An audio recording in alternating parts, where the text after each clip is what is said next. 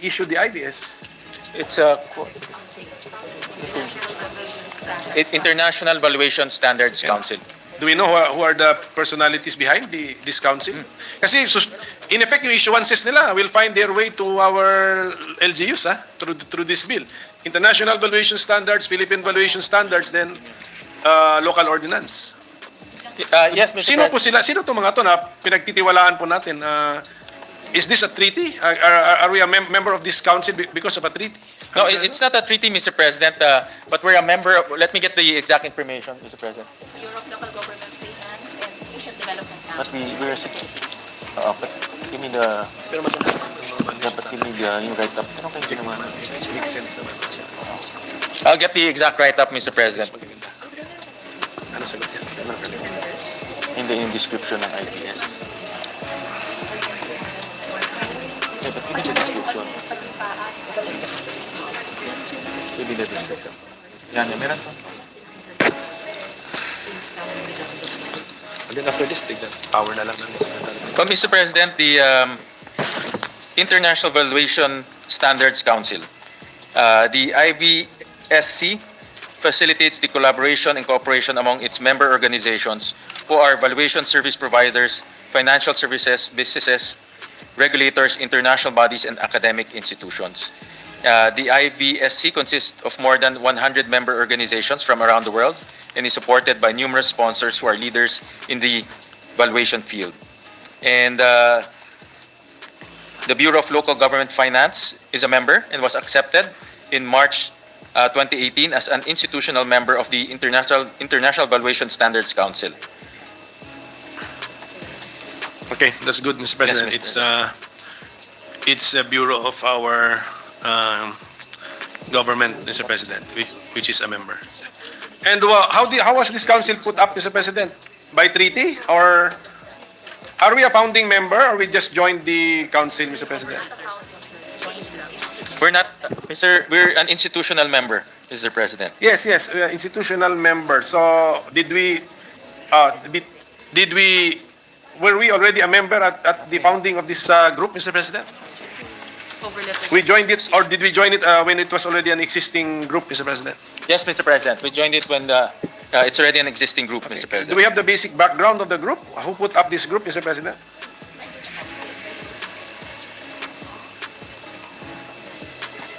Here, Mr. President. The International Valuation Standards, but let me describe first the International Valuation Standards. The International Valuation Standards is the overarching standards adopted, followed by members of the International Valuation Standards Council. The International Valuation Standards Council is an independent global standard setter for the valuation profession. The IVSC has more than 200 member organizations operating in 137 countries worldwide. The objective of the IVS is to increase the confidence and trust of users of valuation services by establishing transparent and consistent valuation practices, Mr. President. So may we get the, let's say, prominent members or even member states of the IVSC, Mr. President? Mostly Western ba? Western societies, the US and Europe, ganun po ba? Let me get the exact membership, Mr. President, the most prominent one. Then my next question would be, who are the prominent non-members, Mr. President? Para makita natin yung point of view. Ano yung point of view? Just give me the prominent non-members, Also Mr. President. members and non-members also, Mr. President.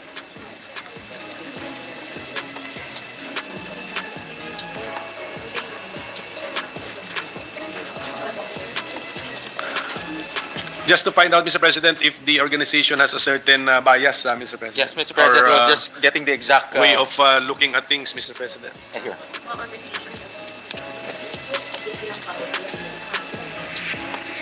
For example, Mr. President, I'm just going to name a few here.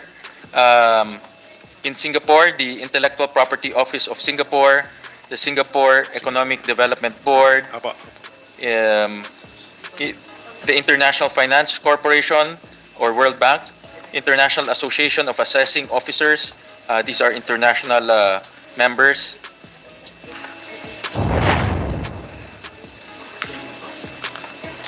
Are there Chinese entities members, Russian, Mr. President. Uzbekistan, Mr. President. Association of Appraisal Organization of Uzbekistan. Uzbekistan.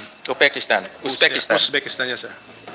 So, Mr. President, some more members. I'm just going through the more prominent ones, Mr. President. So, yes, Mr. President. So, hindi pala countries ang members nito? Ano pala? Organizations. Organizations Mr. pala. President. Opo, Well, opo. some of them are country government agencies, Yes, opo, Mr. opo. President. So, most of them, actually. So, I'm just going Sige through po. the most prominent, Mr. President.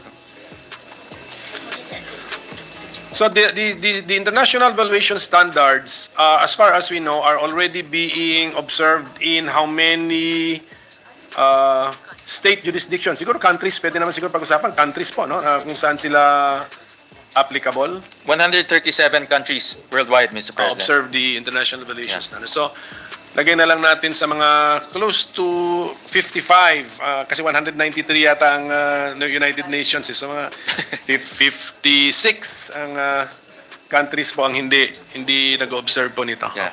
Well, Mr. President, I went through it, the list. I don't see China in the list, Mr. President. So, are we counting the Philippines already as one of the countries observing it now, right now? Even without this law? Are we considered as Yes, Mr. President. already observing Yes, it? Mr. President. Sige po, Mr. President, matagal na rin kasi itong pending. So, one last. Yeah, Mr. President, before we continue, let me just put on record the letter of the ULAP signed by their Executive Director, Eileen Laicano, dated October 17, 2023. And let me just put on record their statement of support. The Union of Local Authorities of the Philippines, ULAP, as the umbrella organization representing all leagues of local government units and locally elected officials in the country, supports the enactment of a Real Property Valuation and Assessment Reform Act to enhance the revenue-generating capabilities of local governments and their ability to mobilize resources in order to meet their diverse fiscal requirements. And then it goes through some of the recommendations to improve the bill, Mr. President. And we will get the corresponding resolution that triggered this letter, Mr. President, and share it to the good minority leader. Sige po, thank you. Sige, but this one, my next point is important as far as I'm concerned, Mr. President. What powers are we giving the Secretary of Finance, Mr. President, under our bill? But let me yung exact. I'm just getting the exact section. In section 15, Mr. President, the Secretary of Finance can approve or disapprove the SMVs on the basis of its compliance to the Philippine valuation standards, Mr. President. So, this Secretary of Finance expected to review all those LGU ordinances? Mga more or less, how many are we expecting him to review, Mr. President? But Mr. President, in the bill, he's not expected to review the ordinance, but only the schedule of market values. And there are 200. What's the exact? Ano ba yung schedule of cover? Ilan nga?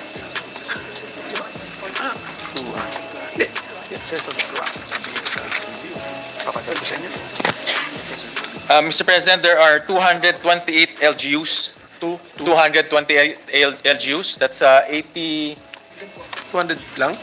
81 provinces and 147 cities, because the municipalities is under the provinces, Mr. President. So, in other words, the Secretary will only have to review the schedule of market values of 228 LGUs, Mr. President. How many provinces, Mr. President? 81 provinces 81 lang pala. and 147 cities. So, this schedule of market values are found in ordinances. Tama? Ordinances. Assessor updates the schedule of market values, convinces the Sanggunian to pass, either the provincial board or the city council to pass this, to recognize it in an ordinance. Yes, Mr. President. Ordinance is now submitted to the Secretary of Finance. No, Mr. President. So what happens is the schedule of market values will be submitted by the assessor to the BLGF to review whether they comply with the standards. And BLGF will submit that to the DOF secretary to approve or disapprove based on the standards. But when they return it to the local government units, it's up to the local government units to enact an ordinance using that schedule of market values, Mr. President. Yes, but the local government unit cannot approve a schedule of market values not approved by the Secretary of the DOF. Tama? Di ba? Assessor, BLGF, Secretary of the DOF, approve. Then, saka po ipa-adapt sa LGU. Tama po ba yan? Yes, Mr. President. Okay. Yeah. Yes. Ganun po ang mangyayari. Okay, sige po. So they cannot, yes, the flow chart is changed in the sense that the assessor acts as if it is under now the BLGF, Mr. President. No, but we have established earlier that the assessor is an employee of the LGU. Tama po ba yan? Yes, Mr. President.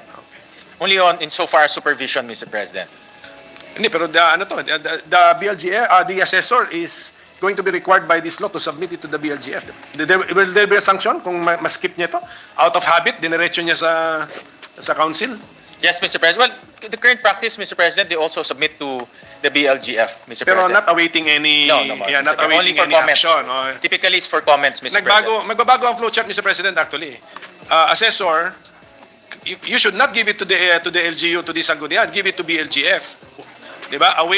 Await its return after proper approval. So, does our bill provide a sanction for the assessor if out of habit, dinerecho pa po niya sa Sanggunian? Yes, Mr. President.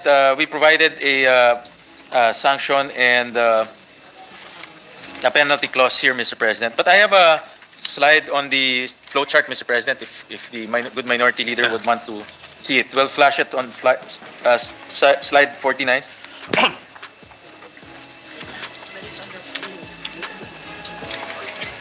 Huh? Yeah, so Mr. President, so the local assessor will prepare the SMVs, the scheduled market values, and submit it to the regional office, BLGF regional office, and then the regional office will review it and then submits it to the executive director, and the executive director now will submit it to the Secretary of Finance, and once approved, it will be published in the official gazette. And that will take effect, Mr. President. So that's the flow chart, Mr. President. So, Mr. President, given the flow chart now on the screen, there is no Sanggunian action necessary, Mr. President? For the SMVs, Mr. President. Yes, wala na. But in the ordinance, when they enact what they call the local revenue code, they will put the schedule of market values there, Mr. President. Yes, Mr. President, but basta ang schedule of market values approved by the Secretary of the DOF. Yun yan. That's Yes, it. Mr. President. Once approved, then it's approved. Yes, Mr. Yeah. President. Effective. And then the default rule in our bill is if no action, then after 30 days, deemed approved. Yes, Mr. President.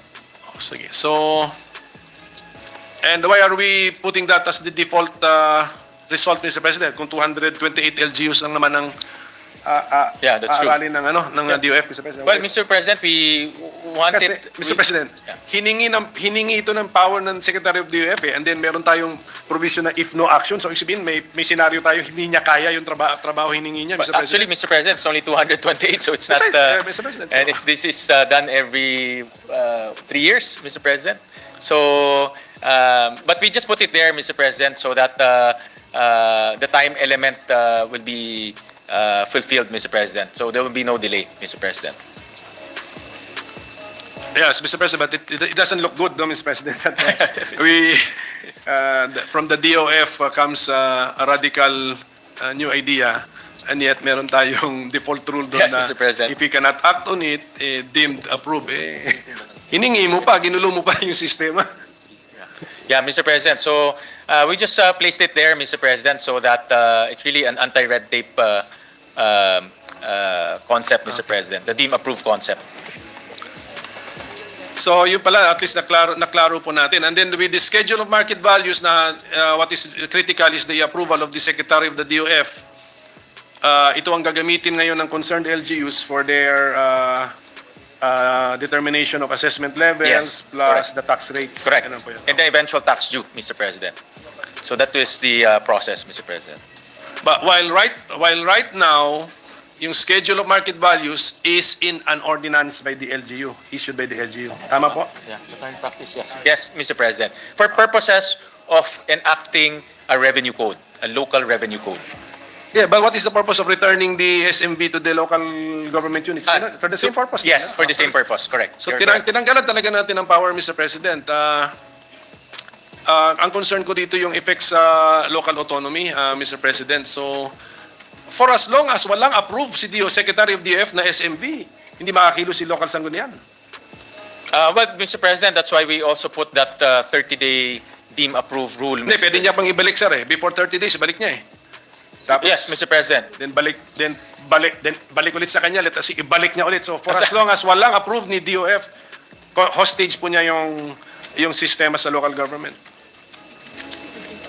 If we will return it, Theoretically, yes, sir. We have Theoretically, yes. We have If to you- entertain all possible yes, Mr. scenarios, President. Mr. President. You're correct. If he keeps on returning it, meaning keeps on bringing it back to the LGU, theoretically, yes, Mr. President. Yes, and since the assessor is not there, the DOF's employee, wala siyang he cannot even change the assessor, tama? No, Mr. President, Yes, because cannot. that's a local government employee, Mr. President. Okay, Mr. President. Meron bang model ito sa ibang bansa, Mr. President? Our flowchart, our system? I understand, Mr. President, different jurisdictions will have different way of assessing their real property, Mr. President.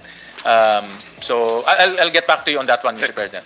So, Mr. President, ito na lang isa pang bigay concern yata ito ng mga appraisers pa. Basahin ko po just two Yes, paragraphs Mr. and I'll get the reaction of our sponsor. Yes, Mr. President. The drastic adjustment of the SMV may result in a significant increase in the real property tax due. For example, the SMV of a particular LGU was last updated in 2010. Under this bill, the SMV will be adjusted to its current value. 2023 pa po itong ginamit niya na year. Consequently, there would be an exponential increase in the RPT due because of the sudden adjustment of the SMV. Ito po yung insight niya na gusto ko po ng reaction. Homeowners and property developers fear that this will lead to default in home loan payments and forfeiture of properties. Actually, that was raised by Senator Rizon Tiveros during her interpellation. Well, Mr. President, the local government units should also be alert and proactive to lower down the assessment levels and the tax rates. Definitely, the schedule of market values will increase the property values because it will now be in line with reality.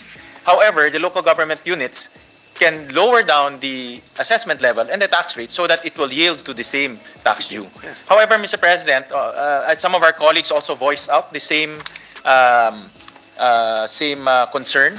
So at the proper time, we might introduce some safeguards, Mr. President, to prevent abrupt changes, Mr. President. Yes, well, Mr. President, siguro I'll just reiterate my concern on the power of the Secretary of the DOF. It might amount to control and no longer just supervision by the.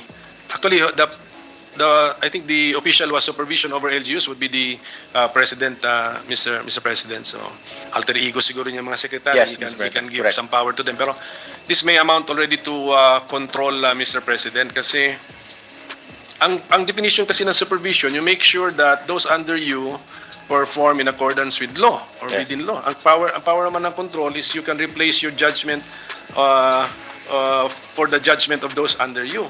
Ang nangyari ngayon dito, the LGU, the Sanggunian, cannot entertain a general revision, kasi general revision na of the general revision of real property assessments include assessment levels and tax rates. They cannot do that unless there is DOF approved schedule of market value. So sa flowchart or sa steps required, we might even be interfering with the concept of local autonomy, Mr. President, because merong step doon na may iba ang may control si Secretary of Finance. So that is my greatest worry, Mr. President, and this is actually reflected in the number of sections in the local government code which are proposed to be repealed, Mr. President. But, Mr. If I'm not mistaken, marami rin po ito. Yeah. Mr. President, we admittedly some of the provisions there are not some of the provisions in the repealing section needs to be reviewed, and admittedly that some of the items in the local government code should not be repealed. So we are cleaning that up, Mr. President, making sure that we preserve the powers of the local government units and only confine the powers of the Secretary of Finance limited to the role of approving and disapproving based on the standards that the local governments follow. So we're cleaning up the repealing clauses, Mr. President. So can this representation just be also informed, Mr. President, on the direction? Not less than 9 sections Yeah, yung nabasa I ko. can see that. Sections pa yun, may mga subsections Yeah, pa po. actually, the good minority leader already forewarned me about the repealing clauses, and then when we reviewed it, we saw that some provisions in the local government code should not be repealed and preserved. No? So admittedly, we have to amend that. Kasi sa akin parang indication yun. Ang laki ng impact niya on local autonomy kung ganun kadami sa po yung maapektuhan. At kailangan, hindi lang ito i-modify accordingly but to be repealed. So I hope that we undertake this review. But at any rate, Mr. President, I think it's time for me to terminate my interpellation kasi we started this around mga 2 years ago ba? Almost. Well, the bill itself is matagal na. Hindi naman. This is 13th Congress. I'm just exaggerating, Mr. President, just to lighten the moment, Mr. President. I don't want to compare this with yung baka matawag dito walang kamatayang RP Bara, no, Mr. President. But Mr. President, just to close, we will definitely take the recommendation of our good minority leader to look at the role of the Secretary of Finance and if there will be a violation of the principle of control versus supervision. And we are open to receiving suggestions and amendments from our good minority leader, being one of the experts of the local government code. Plus protection of local autonomy, Mr. Yes, Mr. President. Thank you, Mr. President. And I thank our sponsor for his patience. Thank you very much. Thank you, to our good minority leader. Well, technically, hanggang last year pa to, last year pa. We are the meticulous house, Mr. President. Yes, yes, absolutely.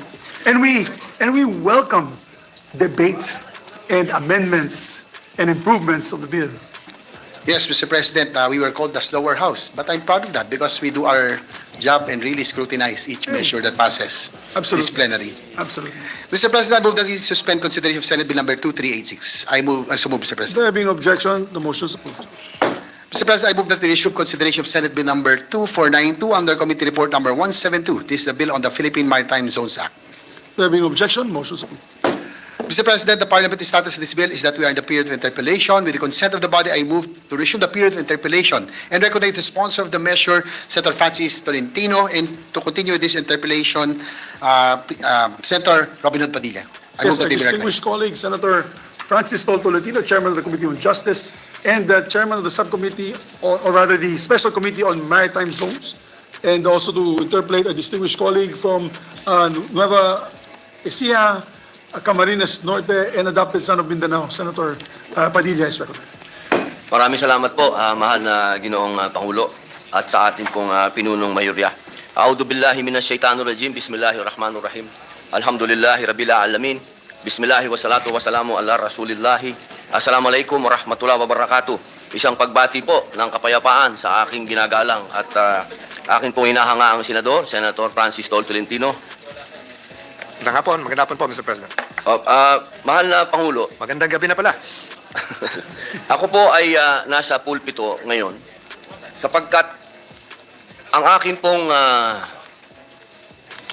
paghanga sa pagmamahal ng taong ito at ang kanyang very passionate na pakikipaglaban para sa West Philippine Sea ay nagkaroon po kami ng mahabang talakayan patungkol po sa naging masasabi ko pong patutsadahan ni Senator Tolentino at ni Senator Bato patungkol po sa usapin ng Sabah. Naitanong po sa interpellation ng ating mahal na Senador Senator Bato de la Rosa sa ating pong ginagalang at hinahangaan na Senador Tol Tolentino. Nagbigay po siya ng kasagutan sa katanungan na napakalalim po nito para sa aming mga Muslim. Batid naman po natin na ang ating mahal na Ginoong Pangulo ay tinatawag naming amain na ang Bangsamoro Autonomous Region. Ang ating pong mahal na Pangulo, Senator Mig Zubiri, ay alam ko po ang inyong pagmamahal sa Bangsamoro ay natumbasan sa akin pong pakikipag-usap kay Senator Tolentino. Napakalalim po ng kanyang pakikipaglaban para sa Sabah. Ito pong katanungan ko ngayon sa pulpito ay may kinalaman po ito sa Sabah. Sapagkat dito po sa bill na isinusulong ay nagkakaroon po ng maraming katanungan sapagkat noong pong unang gumawa ng batas patungkol dito, ito po ay panahon pa noong 1968 pa ito. Ito po ay nagkaroon muli, inamendahan noong 2008, July. Ito po yung Republic Act number 9522. Ang katanungan po naming malaki ng kamusliman ay doon po sa unang batas na andoon yung patungkol sa ating claim, sovereignty, claim sa Sabah. Pero dito po sa 9522, naging tahimik po ang batas na ito doon sa claim natin. Ang gusto ko pong unang itanong sa ating hinahangaan at talaga pong ang kanyang pagmamahal sa Bangsamoro nung pinakitaan po ko ng mga ebidensya niya talaga. Buong bag ang ebidensya niya ng kanyang pagmamahal sa ating claim sa Sabah. Ngayon, ang tanong ko po sa ating mahal na Senador Tol Tolentino, dito po ba sa panibagong batas na ating isasagawa, ang claim po ba natin sa Sabah ay nandyan pa rin?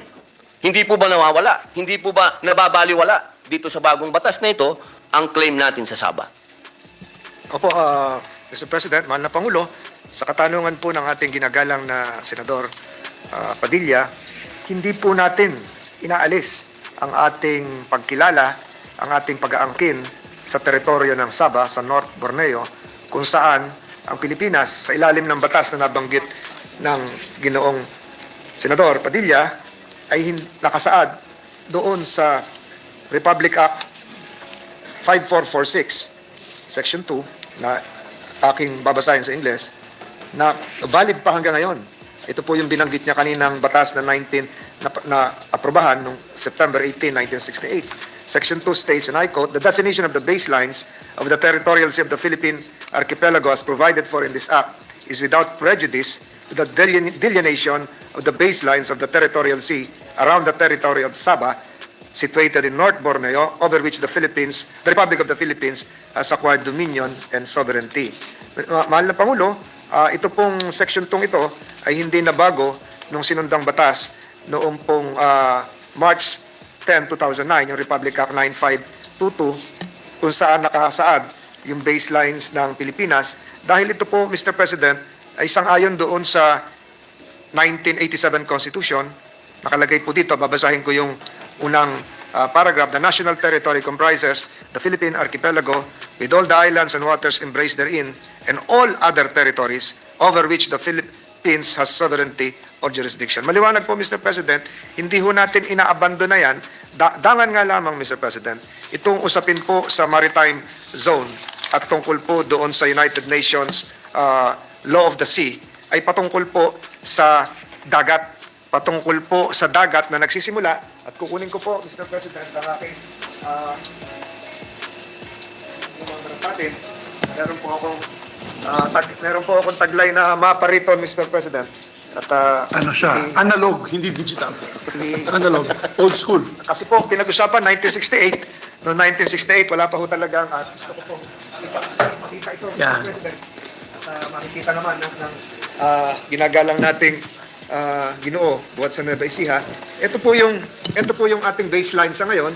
So masasabi natin, Mr. President, na ito po yung ating baseline, at yung pag tinukoy po natin yung Maritime Zone Act, ito po ay palabas doon sa baseline. Sangayon po sa United Nations Law of the Sea Convention. Palabas po ito. Ibig sabihin po, umaatras po siya, umaabante po siya, papunta sa labas. Magsisimula po sa 12 nautical miles Sumunod po yung 12 nautical miles na territorial sea hanggang palabas na po dun sa 200 nautical miles na exclusive economic zone. So ibig sabihin po, ang usapin po ng Sabah ay hindi kasama sa baselines na ito dahil ito po yung archipelagic baselines. At nakalagay po doon sa, Mr. President, doon sa nabanggit kanina na 1968 na batas, ay without prejudice to the delineation of the baselines of the territorial sea around the territory of Sabah. So yung Sabah po, magkakaroon din ng sariling baselines na hanggang sa ngayon, wala pa po tayo.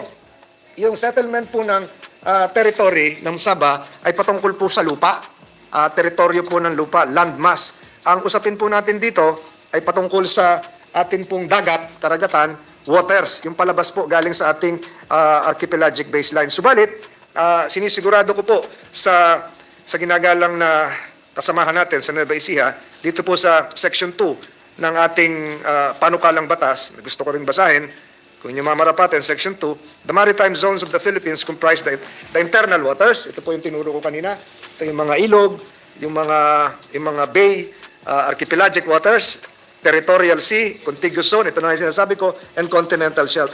All territories of the Philippines shall generate their respective maritime zones in accordance with international law. So hindi po ito salungat doon sa ating Sabah claim dahil po yung Sabah, maliit po itong mapang ito, nandito po sa baba, ay magkakaroon po yan ng sarili niyang baseline at magkakaroon din po yan ng kanyang sariling territorial sea, contiguous zone, at exclusive economic zone. Professor Tolentino. Hindi po ito... My dear colleague, pwede ba mapalagay din sa screen? Kasi hindi ko na makita dito, medyo malayo. Malit. Okay lang. Kung wala pong picture, okay lang. Ayan. Pwede naman pong i-adjust pataas. Ayan. Okay. Ayan. So, ayan. Pwede pala yun eh. So, ito po yung ating archipelagic baseline. Ito nakapaligid na ito. Konti lang po tayo. Halos 22 bansa lang po sa buong mundo ang merong ganitong hugis at merong ganitong claim sa archipelagic baseline. So, lahat po, ito pong nasa baba, sinasabi ko po, yung usapin sa Sabah, sa North Borneo, ay hindi po bahagi ng law of the sea. Iba pong aspeto po yan ng international law. Subalit, itong batas po natin na pinapanukala, bagamat hindi na nabanggit ang Sabah, ito po ay sang-ayon sa ating saligang batas at nakalagay po sa saligang batas all other territories over which the Philippines has sovereignty or jurisdiction. So, ibig sabihin po, wala po tayong inaabandona, wala po tayong iniiwan na lugar na pag-aari ng Pilipinas at yun lamang pong usapin yon ay iba pong uri ng international law, ang ibang uri ng rehimeng batas ang tatalakay po doon at hindi po dito sa maritime zone. Dahil ito pong maritime zone po ay patungkol lang po doon sa ating main archipelago, Luzon, Visayas, at Mindanao. So magkakaroon po ng sariling maritime zone in the future, yung North Borneo, yung Sabah, at ito po ay isang separate na batas, mahal na Pangulo. Ginoong Pangulo, malinaw po ba na dito sa bill na ito, kailangan maging malinaw po tayo, mahal na Pangulo, sapagkat doon po sa RA 9522, medyo naging tahimik na po kasi ang batas natin patungkol po sa Sabah. Hindi naman po ito ibig sabihin kasi ang isang batas kailangan mo muna talagang i-repeal yan o amendahan. Hindi naman po siya ni-repeal, hindi naman po siya na-amendahan, pero naging tahimik siya. Mahirap naman po siguro, mahal na Pangulo, kung magkakaroon tayo uli ng isa pang batas ngayon na magiging tahimik muli. Siguro kailangan ipaalala na natin uli sa sambayan ng Pilipino na yung ating claim sa Sabah. At ang hinihiling po natin na pagkatapos mong ipaliwanag ng napakaliwanag ng ating ginagalang na senador, ay maisama po sa panukalang batas niya ang aming amendment na sinasabi na ibabalik natin kung ano po yung nandoon sa 1968 na law, na yun po yung patungkol doon sa Sabah dahil napakahirap mong namnamin na makakaroon uli ng batas patungkol dito. Siyempre po, ito ay may sovereignty. Pinag-uusapan natin yung sovereignty dito, maging ito man ay sa tubig o lupa. Nandito mismo sa papel na yan, ang pinag-uusapan, sovereignty. maging maritime man itong usapin nito o anumang usapin nito, sovereignty pa rin ito. At ang claim po natin sa Sabah ay sovereignty. Kaya hinihiling po natin sa atin pong kanina pinakitaan ako talaga, mahal na Pangulo, pinakitaan ako ng ibang klase ang research ni Senator Tolentino sa Sabah. At napakaganda po ng kanyang mga mungkahi. At naniniwala po ako na ipaglalaban niya ang Sabah. At naniniwala din po ako na tatanggapin niya ang ating, sa pagdating po ng tamang pagdinig patungkol sa amendment, ay pakinggan niya po at tatanggapin po niya ang aming amendment. Mahal na Pangulo, tama po ang binabanggit ng ating mahal na kasama na sa Nabaisihan na sa Section 2 nga, nabanggit ko kanina, noong Republic Act 5446, mention was made of without prejudice to the delineation of baselines of the territorial sea around the territory of Sabah. Meaning to say, noong 1968, ito po ay, alam niyo po, noong 1968, nagkaroon din po ng debate rito at pinakita ko po kay kagalang-galang na Senador Padilla, si Senator Sumulong at si Senator Jovito Salonga ay nagbigkas patungkol dito. Hawak-hawak ko po yung yung records po nila. So binanggit po rito sa noong 1968 yung Sabah. Subalit dito po sa sinabi ng ating minamahal na kasama na tumahimik doon sa March 2009 na batas, yung Republic Act 9522, tama po siya na hindi nilagay yung pangalan ng Sabah. Subalit doon sa Section 3, nakalagay po doon, this act affirms that the Republic of the Philippines has dominion,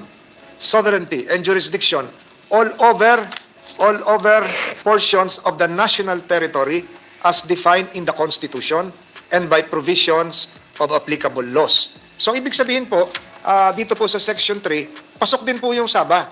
Pasok din po yung Sabah. Dangan nga lang, hindi na isama doon sa baseline kasi yung baseline po ay mangangailangan po ng World Geodetic System citation.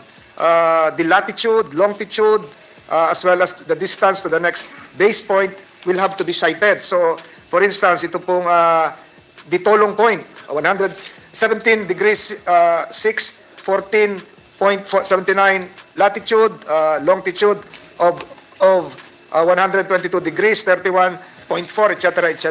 Hindi po sinama dito dahil wala po tayong ganoong sukat na ginawa ang NAMRIA. Subalit, hindi natin inaabandona yung ating claim sa Sabah dahil nakalagay nga po doon sa Section 3. So all-encompassing po yung Section 3. Sa katunayan po, nung binalangkas po yung batas na yon, ay katulong din yung dating Solicitor General para si dating Solicitor General Estelito Mendoza para siguraduhin na kasama po lahat yan. Dito naman po sa bagong batas na ating pong tinatalakay ngayon, yung definition po ng baselines ay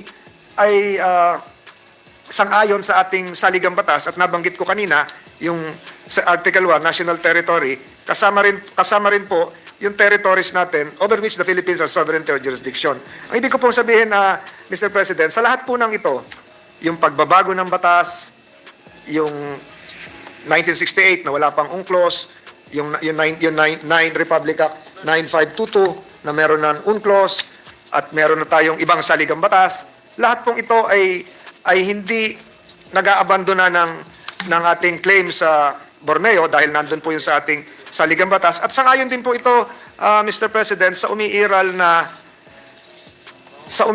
na geopolitical diplomatic conditions kung saan ang Pilipinas ay naging bahagi ng ASEAN. Noong una, bahagi po tayo ng Southeast Asian Treaty Organization o SIATO. Ngayon, naging bahagi tayo ng ASEAN. Meron po tayo mga kasunduan at ito pwede ko nang banggitin sangayon sa mga dokumento ng Department of Foreign Affairs sa Malaysia at mga karatig na bansa na yung pagkilala natin sa Sabah ay hindi natin iniiwan yung ating historical and legal right. Subalit meron pong mga gawain ngayon ang ating executive branch na kinikilala rin ng legislatura kung saan meron pong mga bagay na patungkol sa bilateral relations natin sa Malaysia na mas malawak ang sinasaklaw at merong mga hawak-hawak ko po rito isang memorandum circular nung panahon po ni Presidente Gloria Macapagal Arroyo na may merong guidelines na sinunod ang pamahalaan, lalong-lalo na sa pagbabanggit ng Sabah. At ganun din po, yung latest na dokumentong hawak ko, which I showed to the good gentleman, that even the Department of Foreign Affairs, as of December 7, 2023, ilang buwan pa lang, ilang linggo pa lang nakakalipas, ay nagsasabi na dapat daw po yung ating saligang batas ay manaig. Subalit, ayaw nilang gamitin yung diretsuhang lingwahe na hinihiling ng ating kasamang Senador Padilla na sa palagay ko po ay tama. Tama pong banggitin natin, i-claim na to be consistent that Sabah is part of our territory. However, due to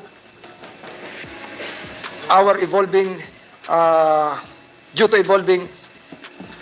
diplomatic and geopolitical ties with our neighboring countries, specifically, banggitin ko na rin ng Malaysia, ay meron pong mga lingwahe na ayaw nilang ipalagay ng diretso. And I understand the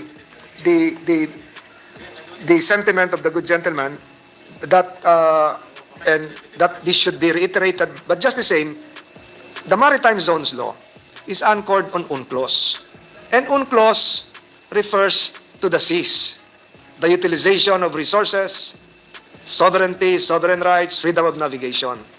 And the starting point would always be the archipelagic baselines. Ito nga pong tinuturo ko kanina.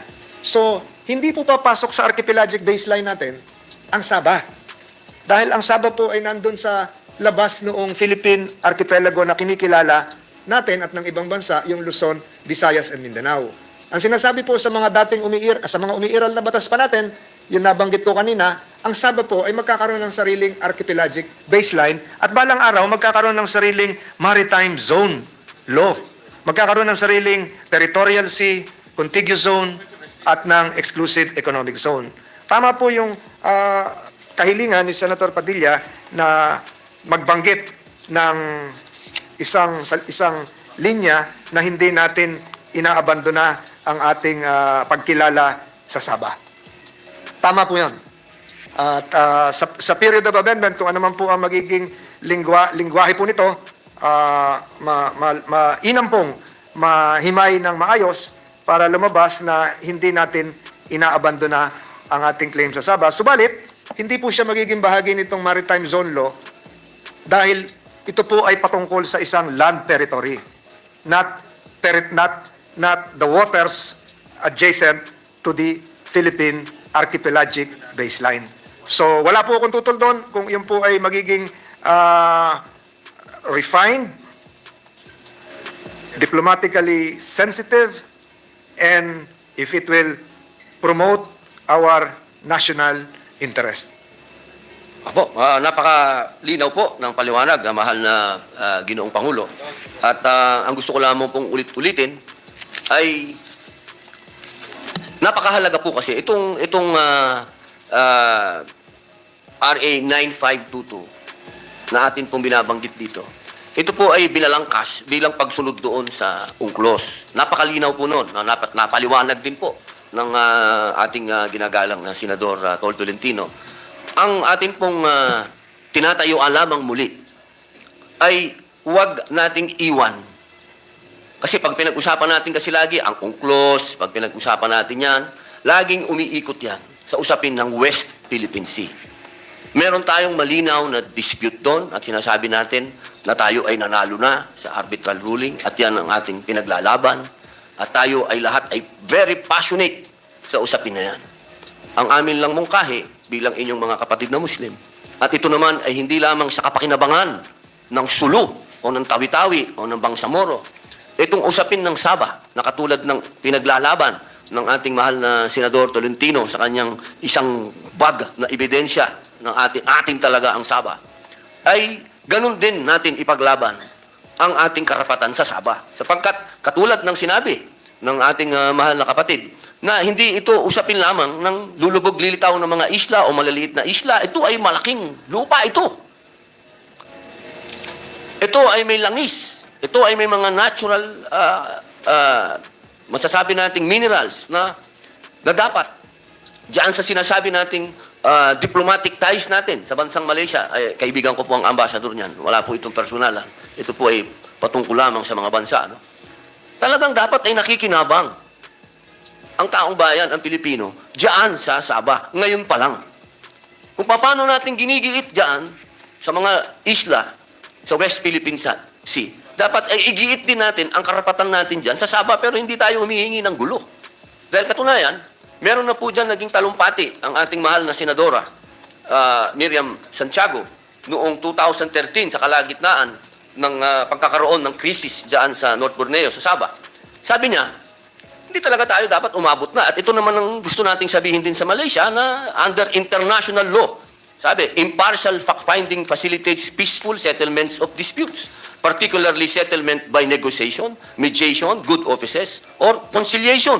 Ang liwanag po ito na sinabi ng ating mahal na senadora. International law prohibits the use of force, but there is an unwritten exemption which allows states to protect or rescue their nationals by means of armed forces in the territory of another state. However, this exception should not be invoked. Ito po yung nangyari doon kasi nagkaroon ng siege doon. Kung natatandaan nyo, may mga kababayan po tayo magmula sa Sultanate of Sulu na lumusob dyan at kanilang pinaglaban ng kanilang karapatan dyan sa Sabah. Ngunit nagkaroon po ng hindi pagkakaintindihan at dahil po dyan sa sinasabi ng mga batas na ito na sinusunod ng Pilipinas, hindi po natin nasuportahan yung ating mga kababayan na pumunta doon at pinaglaban ng kanilang karapatan. Kaya kailanman po, malinaw naman sa Malaysia na hindi naman natin magiging kailanman na option ang gerahin sila o sirain ang ating diplomatic rights o ang ating diplomatic relation sa bawat isa. Ang sinasabi lamang po natin, dito sa pakikipaglaban natin sa West Philippine Sea, dapat makinabang din yung Sabah. Huwag natin iwan. Kung yan man po ay sa maritime, kung ano man yan, naiintindihan po natin. Malinaw na malinaw po yan. Pero bakit hindi natin ibalik yung naandun sa 1968? Kailangan ba natin sundin ang sinasabi ng UNCLOS sa ganitong bagay na, o sige, pag-usapan na lang natin yan. Total, sinabi dun sa 1987 Constitution, section ano, okay na yan, pwede na yan. Pero sa amin, sa mga kamusliman, hinihingi namin na makita namin sa batas. Makita namin mismo sa panukalang batas na nandiyan dyan na pinuproteksyonan ng Senado. Una-una na ng Senado ang karapatan ng ating mga kapatid naman ng mga Muslim at ng Pilipinas doon sa claim na sovereignty dyan sa Sabah. Hindi naman po, katulad naman po ng sinabi ng ating mahal na senador na Tolentino na siya ay nakikisama at siya ay naniniwala na dapat lang isama natin. Ay hinihingi po natin sa buong kapulungan na suportahan po ninyo ito. Sapagkat wala po tayong nilalabag na batas dito, international law, kung ano man law. Malinaw po na meron tayong claim sa Sabah, historical man yan. Ito po ay hindi sana maging mitsa, itong batas na ito pa ang isight sa atin balang araw na hindi natin, alam nyo naman, pagdating sa batas, hanapan ng hanapan yan kung saan makalulusot. Ang gusto lamang po natin, walang makalusot dito at dyan ay mailagay yan bilang amendment na kung ano yung nandun sa 1968, wala namang bago eh. Wala pong bago. Ayaw lang natin maging tahimik. Dahil doon sa 9552, naging tahimik. Naging basihan na lang natin na yung sinasabi ng seksyon na yon. Na okay na yan, understood. Hindi po pwede. Pagdating sa batas, hindi pwedeng puro understood. Dapat kailangan po, precise tayo. Kailangan naniniwala tayo na atin ang Sabah. At naniniwala po ako na yaan ang tindig ng ating mahal na senador na Francis Tolentino. Tama po. Yun lamang po. Maraming salamat. Tama po. Panginoon Gusto ko lang Pangulo. pong idagdag sa ating kaibigan, Senator Garcia, na hindi lang ito pong maritime zone law na ating binalangkas, ay hindi lang po patungkol sa West Philippine Sea. Sinama na rin po natin ang Benham Rice, kung saan gusto ko nga pong baguhin ang pangalan bilang talampas ng Pilipinas. So hindi lamang po sa West Philippine Sea, pati ito pong nasa kanang parte, papunta po ng Pacific Ocean, kasama na po natin. At ulitin ko po, ang maritime zone bill po ay patungkol sa dagat. Subalit naniniwala po ako na kung ang layunin ng ating butihing senador ay patibayin ang ating claim sa Sabah at gayahin yung 1968 na batas patungkol dito, ako po ay naniniwala na pwede pong banggitin yung gawan sa darating na panahon ng sariling baseline delineation ang naturang teritoryo dahil sumasang-ayon po ako kay Senator Padilla na historically atin po yun. Atin po yun. Hindi lamang pakatapos ng Treaty of Paris. Mahaba-haba po ito, Mr. President. Pero kasama niya po ako sa pagsusulong ng naturang claim at siguro po sa tamang panahon ng period of amendments kung magkakaroon ng tamang lingwahe na papasok po dito dahil kahit ito po ay patungkol, yung SABA claim po natin ay patungkol sa lupa. Ang maritime zone ay tungkol po sa dagat. Pero kung makakagawa ng tamang lingwahe ng pag-amyenda, eh hindi po ako tumututol sa aking pong kamag-anak, si Senator Padilla, patungkol po dito. As long as it will strengthen not just the bill, but our resolve that what is rightfully ours should be ours. But just the same, Mr. President, I thank the good gentleman for reawakening us to be more patriotic when it comes to crafting laws that we have to be consistent. Maraming salamat, Senator Padilla. Maraming salamat, Mr. President. Ginoong Pangulo, ako po ang dapat magpasalamat dahil ako po akala ko nung araw ang dami ko nang alam patungkol sa sulu, pero nung pinakitaan niya ako ng ebidensya, talaga pong ako po ay nagpapasalamat at ako po ay binigyan ng magandang education din ng aking kapatid at kamag-anak na senador, Senator Tolentino. Maraming salamat po, Ginoong Pangulo. Mabuhay po. Maraming salamat at maraming salamat din kay Senator Tolentino dahil pwede pala natin gamitin itong tarpaulin sa Senate plenary. Para, as a added visuals instead of the screens. Yes, Mr. President, I move that we suspend considering Senate Bill number 2492. Actually, for the record, Your Honors, no, before we suspend, sa US Congress, ganun. When you watch the proceedings ng US senators and congressmen, meron silang easel, and then they show the graph and itong mga displays. Baka wala silang screen dun. No? Medyo low-tech yung kanilang mga committee hearing rooms. Pero, yes, that's a good visual effect. Marami pa ho ko nito, Mr. President. Ang maganda dyan kasi pwede mong, Mr. Senator Tolentino, pwede mong ituro yung mga linya, gano'n, na hindi mo naman magagawa kung nasa screen. Be allowed to make a short manifestation, Mr. President. Yes, please. Thank you, go Mr. ahead, Majority Leader. President. Mr. President, in commemoration of the 125th anniversary of the First Philippine Republic, which is being celebrated today, January 23, nais ko lang ipahayag, Ginoong Pangulo, noong ika-1 ng Enero taong 1897, 2 taon bago pasinayaan ang unang republika sa simbahan ng Barasuing Church sa Malolos noong 1899, naganap po ang pinakamadugong digmaan sa kasaysayan ng Pilipinas, ang labanan sa Kakarong Sili sa Pandi, Bulacan. Mahigit 1,200 na mga katipunerong Bulakenyo ang minasakir ng mga Kastila. Sa dami po ng dugong dumanak sa digmaang iyon sa Kakarong de Sili, bumaha ng dugo at umabot pa daw po ang taas nito hanggang sa bukong-bukong.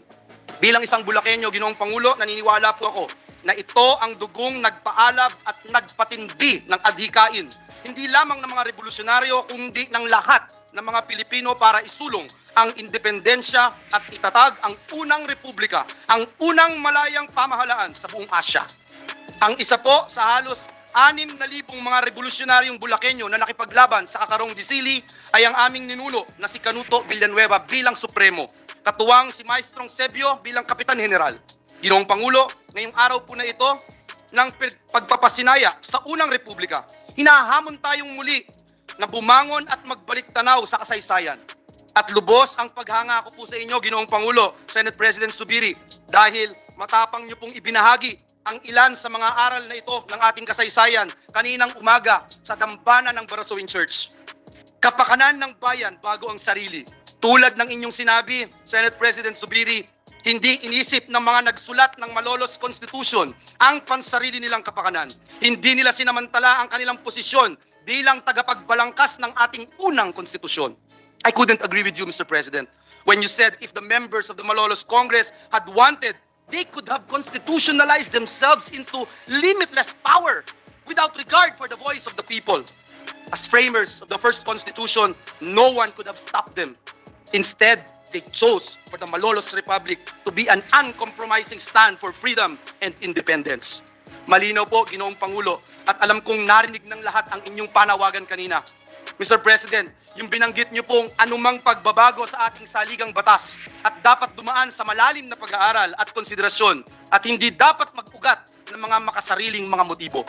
Ilang beses na po akong naglabas-masok sa simbahan ng Barasuin, Mr. President, at aaminin ko po sa inyo na walang isang beses na ako'y hindi kinilabutan, lalo na po kapag nababasa ko yung historical marker kung saan nakasulat, "Dito, pinagtibay ang konstitusyon de Malolos."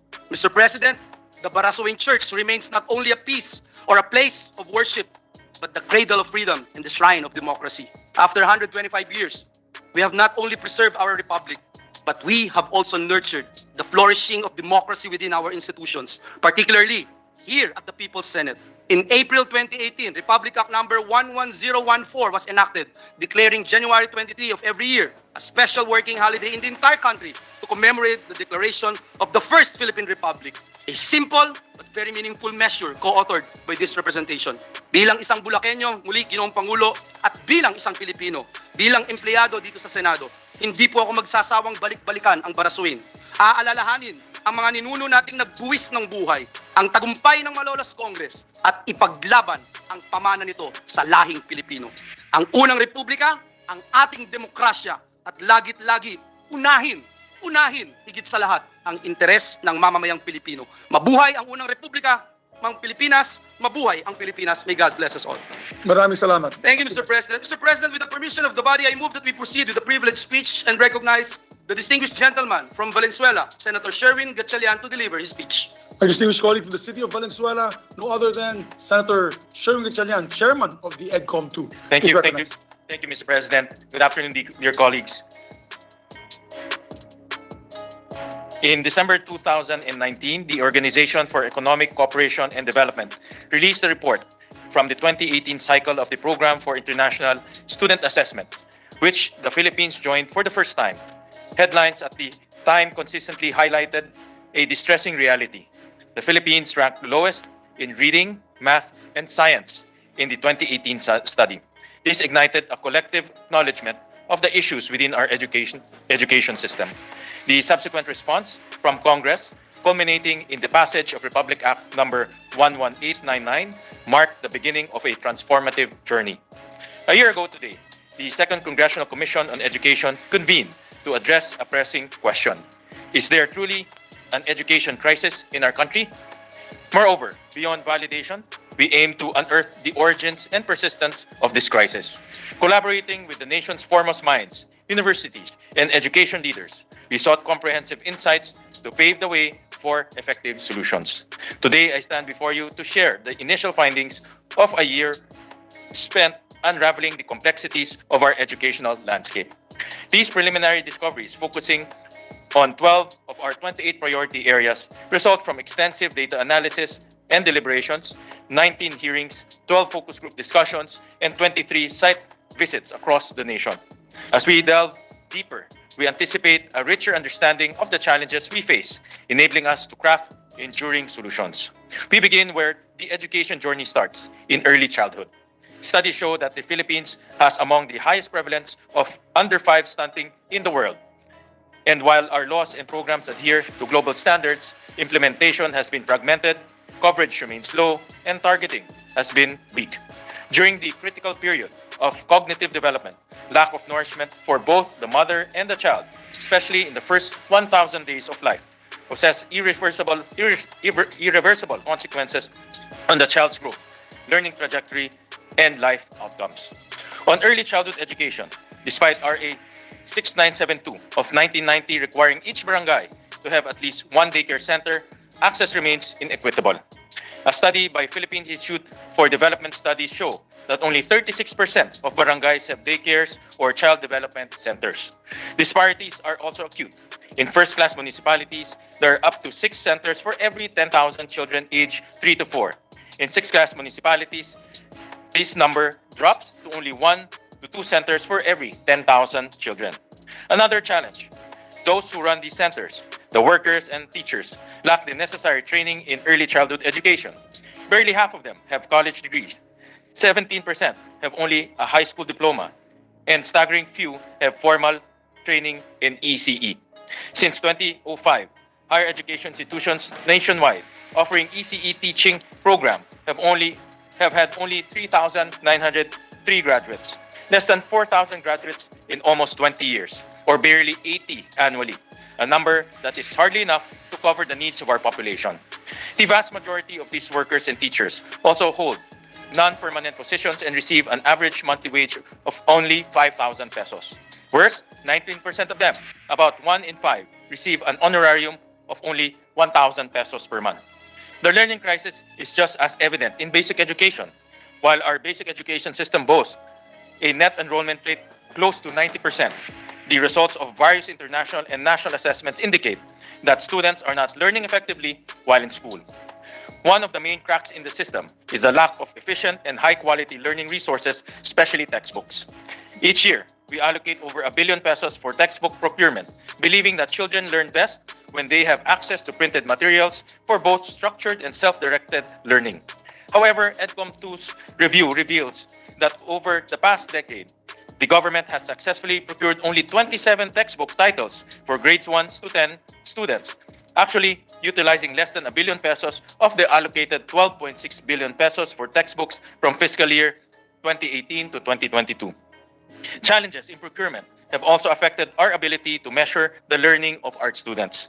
On paper, despite the many assessments like the National Achievement Test that are supposed to guide us in developing and adjusting interventions for the basic education sector, EDCOM's analysis show that out of the 27 key stage assessments scheduled from 2016 to 2023, 13 were administered late and 11 were not administered at all. This lack of systems-level assessment data has led stakeholders to implement additional tests, creating a system of redundant assessments with varying quality, producing results that are neither comparable nor generalizable at the national level, and ultimately burdening teachers who sacrifice instruction time to administer tests without getting meaningful results. The COVID-19 pandemic led to extended school closures, affected learning and well-being. While many countries closed schools for about 79 days, the Philippines had closures lasting over a year. Despite efforts from teachers, students, and parents to adapt to distance learning, the harm to children's learning and overall well-being has been profound. Schools are now on track to address this learning loss through the National Learning Recovery Program, but as EDCOM2 discovered in consultations, interventions such as learning camps during school year breaks may not be reaching the learners who need the remediation most due to costs associated with extending extra days in school. We must strive to make learning equitable and target support those who need it the most. Higher education paints a picture of increased enrollment but heightened dropout rates. The Commission on Higher Education data shows attrition rates were at an alarming 41% in 2020. Access also remains elusive for the economically disadvantaged. Despite budget allocation, inequities persist, and the intended beneficiaries of subsidy programs deviate from their original purpose. Enrollment among the poorest students has only incrementally increased from 1.7% in 1999 to 6.1% in 2019. To further drive the point regarding inequity in access, most of those who have availed of tertiary education subsidy lie outside those whom we consider the poorest of the poor, clearly deviating from the intent of the Universal Access to Quality Education Law. In 2018, listahanan beneficiaries in the subsidy program comprised 74% of enrollees. In 2022, this share dropped to 31%, with the bulk of grantees coming from municipalities without state universities and local universities and colleges. In teacher education, disconcerting passing rates in licensure examinations persist, raising questions about the continued operation of underperforming institutions. Between 2009 to 2023, the average passing rate in the licensure examinations for elementary, which is 33%, and secondary, which is 40%, has been dismal compared to those in other professions. EDCOM also found that between 2012 and 2022, 77 HEIs offering Bachelor of Elementary Education and 105 HEIs offering Bachelor and Secondary Education continued to operate despite having consistently zero passing rates in the LET. Against this backdrop, the strengthened Teacher Education Council remains unrealized 2 years after we passed the law. During our consultations across the country, Teachers consistently conveyed a recurring message. They are requesting our help, emphasizing their desire to focus on teaching rather than being assigned additional tasks. But additional tasks such as canteen management, filling up forms for the central office, and serving as 4Ps or disaster reduction, risk reduction, and management coordinators, 50 plus in all based on DepEd's inventory, pull them out of the classrooms and away from their students. While new administrative officers are being hired, 5,000 per year, starting in 2020, this one officer is shared by multiple schools and has limited impact against the long list of ancillary and administrative tasks we have asked our teachers to take on.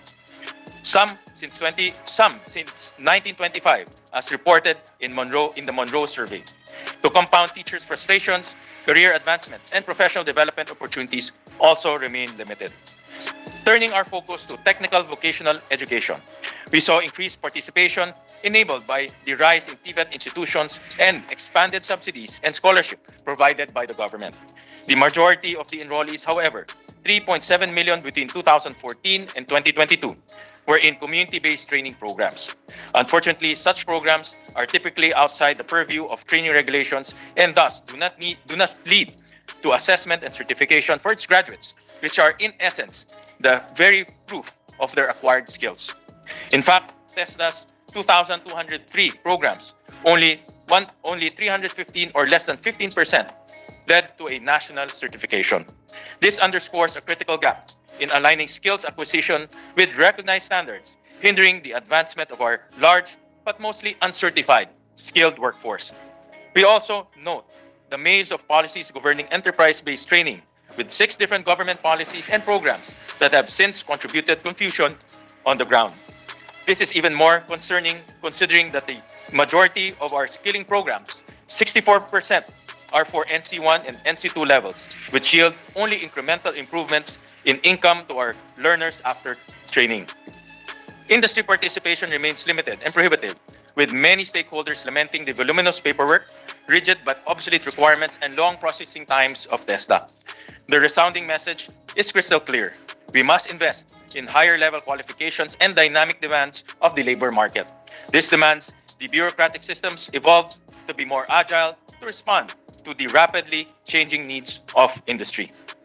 At the root of this are profound challenges in governance and finance. We found that staffing levels in education agencies have not kept pace with their growing responsibilities.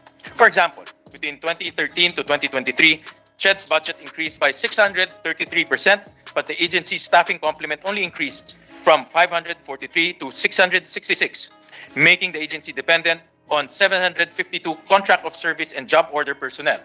Meanwhile, TESDA's provincial offices have only 7 to 12 personnel providing a range of services, including the supervision of 17 to 88 public and private EVIS. The first EDCOM envisioned the establishment of a National Coordinating Council for Education, a high-level coordinating body to ensure synergy among DepEd, CHED, and TESDA. This vision was not achieved. On the other hand, we have 68 interagency bodies working on a broad range of concerns, such as impracticable situation yields a misalignment at the system, agency, and individual levels. And while there has been substantial growth in education funding in the past decade, the need to sustain increased investments while ensuring absorptive capacity and the strategic resourcing of what can actually support learning needs to be enhanced. We must also see these issues at school level, where during our consultations, principals have lamented that their meager school maintenance and operating expenses are easily depleted by electricity bills, in some areas consuming up to 70%. This situation is further exacerbated by inequities in the Special Education Fund. The median SEF income of municipalities is at 1.6 million pesos, or a mere 4% of the median SEF income of cities and provinces. Meanwhile, first income class municipalities have 68 times more SEF compared to the sixth income class peers, with a growing list of expenditures, among them nutrition and early childhood education being charged against the SEF. It is critical that we revisit this policy to ensure equitable resourcing so that no child is left behind. Suffice to say that these are headlines. which conclude thus: a system is defined as a regularly interacting or interdependent group of items forming a united whole. By this standard, the education system in the Philippines struggles to meet the criteria of a system. By the standards of the 1987 Constitution as well, it is short of a complete, adequate, and integrated system of education. Instead, agencies, bureaus, and offices have focused, often too faithfully, just on their respective mandates and targets, independent of one another. This is evident in the findings uncovered by the Commission in its first year. Ultimately, this has led to the miseducation or poorly delivered education of Filipino learners, bringing about a profound education crisis, as has been laid bare by both national and international assessments, issues that the Commission seeks to squarely address. The headlines we've shared offer just a glimpse into the comprehensive findings within the 400-plus pages of the EDCOM's inaugural year report. Within these pages is a measured examination of the challenges permeating our schools, from the context and roots to potential pathways forward. While these ways forward seems difficult to sparse from the sheer volume of findings, it is upon us to move from piecemeal reform to a strategic and united approach that aspires to not just find short-term solutions to the challenges we have uncovered, but to ultimately build a long-term and genuine education system. This requires a shift from a mindset that looks narrowly at our own individual targets to one that understands our work is actually interdependent of each other, from plans that are perfect on paper to those that are doable in practice. As we embark on the remaining 2 years of EDCOM, our resolve is even stronger. This year, we will examine the remaining 16 priorities addressing concerns from early childhood to higher education, including issues such as the shortage in classrooms, bullying, and research productivity. That said, we are conscious that our ultimate goal is larger than resolving issues that are symptomatic of its root cause: the need to build a future-proof system of education that will not only be effective today, but is able to evolve with the needs of the future. After all, as we realized in a review of the first EDCOM report in the 1990s, most of these issues we face today have persisted for decades, often spanning multiple administrations and complicated by overlapping government policies. We carry forward the momentum gained in our first year, a momentum fueled not just by the tireless work of our advisory council and standing committee members and our colleagues in Congress, but the solidarity of all those impassioned about Philippine education. Teachers, parents, our partners in DepEd, CHED, and TESDA, as well as advocates and stakeholders at every level who remain optimistic that we can turn things around. Solidarity, in various forms, sustains our collective endeavor, whether in terms of openness and honesty, understanding that we seek clarity rather than placing blame, or collaboration as we navigate the intricacies of government issues that require strong political will. The foundational step towards solutions is a microscopic examination of the problem, understanding where obstacles lie in the way of genuine reform, one that we have strived to accomplish in our one-year report. This is the role of EDCOM, translating this clarity into actionable points, so together we can work towards a nation where each learner has access to quality education. And let me personally thank the members of the Senate who are part of the commission. Let me thank our majority floor leader, Senator Joel Villanueva, who has been tirelessly attending our meetings, our FGDs, Senator Sani Angara, Senator Pia Cayetano, and also Senator Chis Escudero. Thank you, and let us work together in the remaining 2 years of our EDCOM for a brighter future for the Philippine education. Maraming salamat po. Thank you very much, Senator Gatchalian. Congratulations to your one-year anniversary. You forget the guy who signs your checks. That's us. Of course, Mr. President, we are forever grateful Just kidding. with I was your just joking. support to the EDCOM 2. And as part of the EDCOM 2, we'd like to convey our sincerest thanks and gratitude for all your support, Mr. President. May I just be allowed, Mr. President, to just insert into the records my short manifestation together with Senator Sani Angara as one of the commissioners. And if Senator Pia, I think Senator Pia Cayetano, one of the commissioners of EDCOM 2, is seeking the floor. I move that she be recognized, Yes, Mr. we'd President. like to recognize a distinguished, honorable first female chairperson of the Blue Ribbon Committee. History for this 106 years of the Senate, no other than 107 years of the Senate, no other than Senator Pia Cayetano is recognized. Thank you, Mr. President. Haba po ng introduction ninyo, but maraming salamat. Pati po dito sa likod ko, may observation pa sila sa kulay daw ng pantalon ko. Anyway, Mr. President, I join our colleague, the chairman of EDCOM, and would like to, well, like the Majority Floor Leader already did earlier, acknowledge the presence of our Advisory Council members and Standing Committee members. Everyone, Mr. President, works so hard. I need to put this on record. We had more meetings than we were capable physically of attending because obviously as senators, we also had other hearings to attend to. But obviously the members also had other commitments to attend to, but I believe almost everybody was present all the time. And we do have a 300 plus page report to present through the hard work led by our Executive Director, Mark Caroli. Thank you so much, Mark. I was looking for you. Oh, there you are. Okay. So the details of the report of our chairman are here. These are the kind of books I love because honestly, I grew up as a childhood reader. Ito yung book na maraming picture. Okay? So I'm not embarrassed to admit that I love books with pictures, very good graphics. It's just more detailed than the exhibit outside. And the chairman gave us a summary of the one-year findings, but I'd like to just zone in on one thing that he already mentioned. And this is because of my work as the vice chairman of the Committee on Finance in charge of the budget of DepEd. So the chairman earlier had shown slides and it is also available outside. I encourage all of you here, our guests, to take a look at it. It showed there's a whole stand there that says since 2012, only 27 textbooks have been procured for grade 1 to 10. I would like you to all visualize this, no? Many of us are parents. One of the complaints in private school parents is yung bag ng anak nila, hindi na kayang kargahin. Siguro grade 1, 10 libro. So grade 2, 20 na. Grade 3, 30 na yon. So ibig sabihin, in private schools, yung 30 books na yon, covered yun in 3 years at least. And here we are, looking at the data, that only 27 textbooks have been procured for grade 1 to 10 since 2012. Digest that, Mr. President. The report, furthermore, has a very visual graphic that shows us in red are the grade levels that do not have books in various subjects.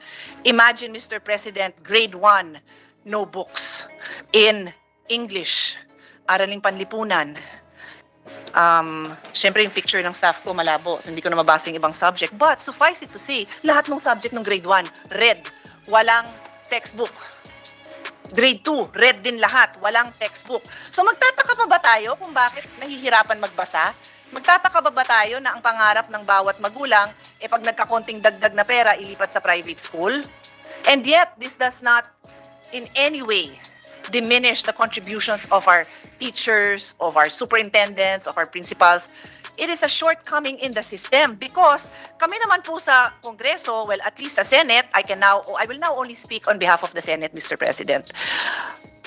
We have always provided for this budget. In fact, a total, and this is coming out of the report, a total of 12.6 billion has been allocated for textbooks and other instructional materials, but only 4.5 billion or 35% has been obligated.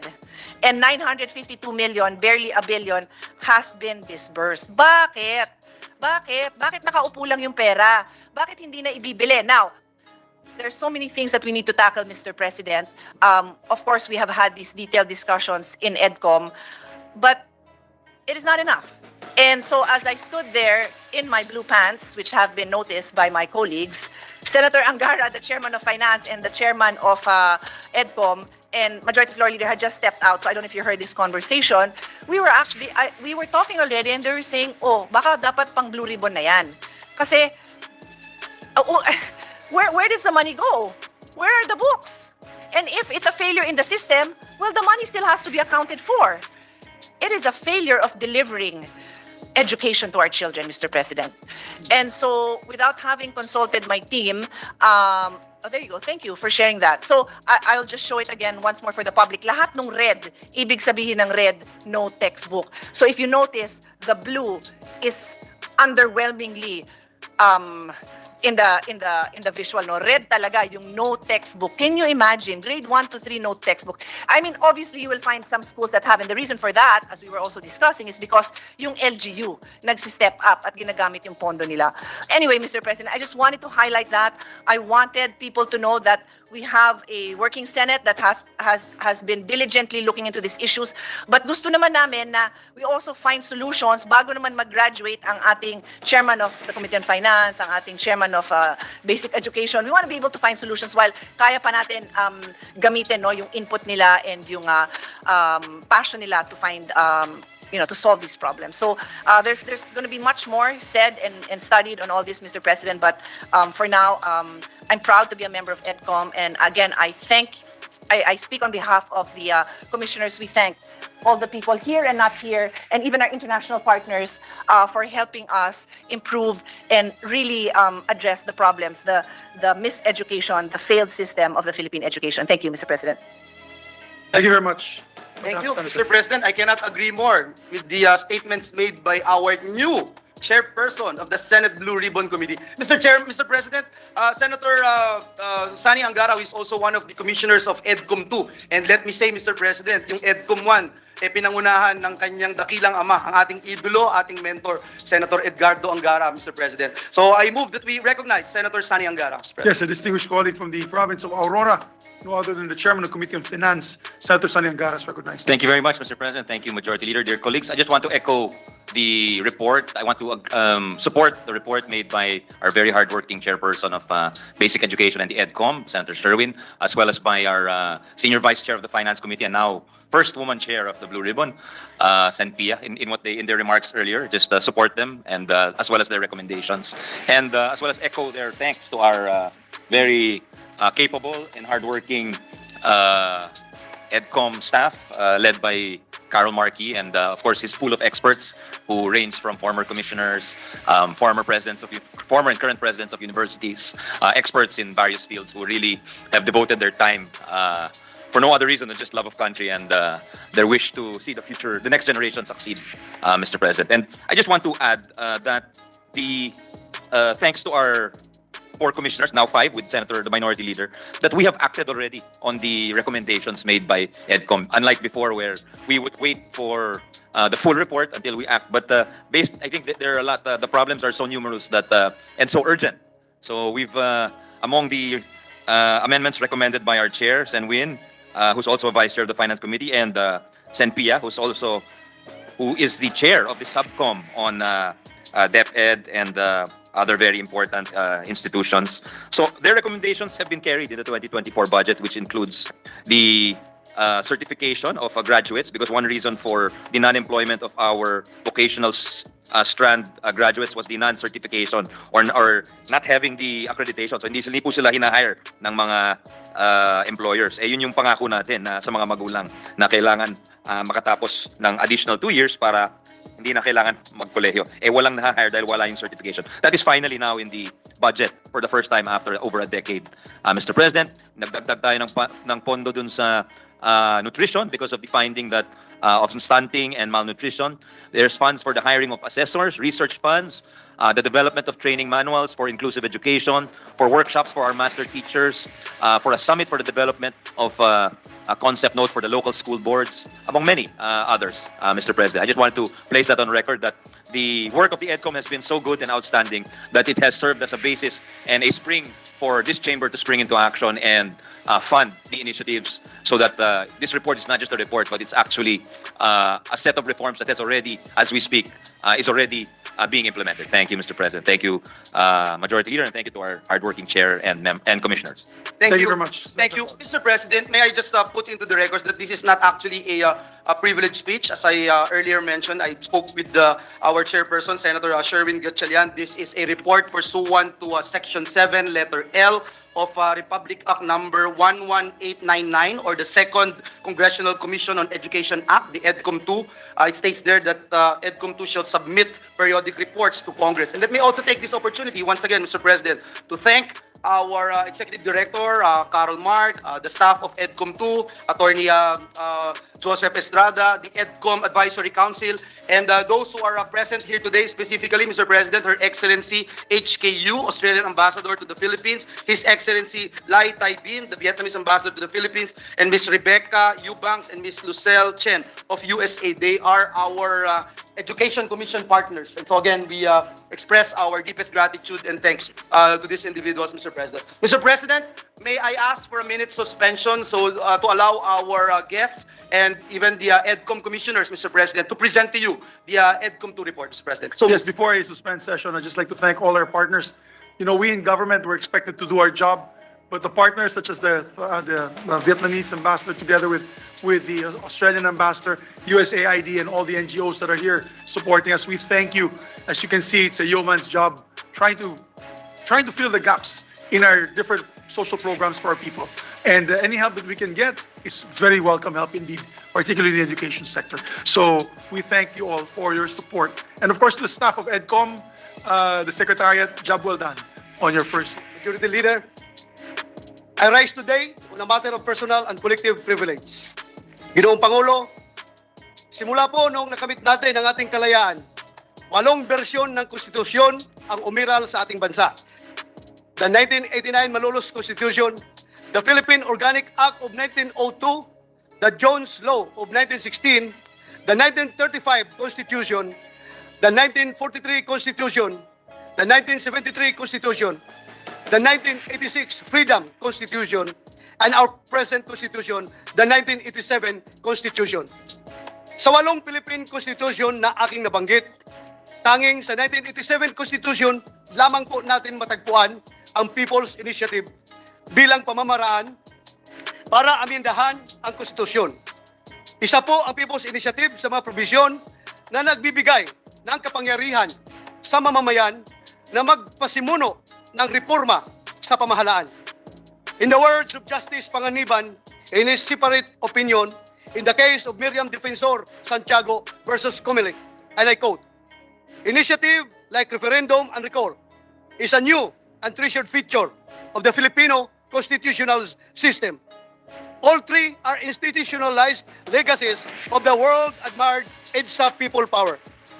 Like elections and plebiscites, they are hallowed expressions of popular sovereignty. They are sacred democratic rights of our people to be used as their final weapons against political excesses, opportunism, inaction, oppression, and misgovernance, as well as their preserved instruments to exact transparency, accountability, and faithfulness from their chosen leaders." End of quote.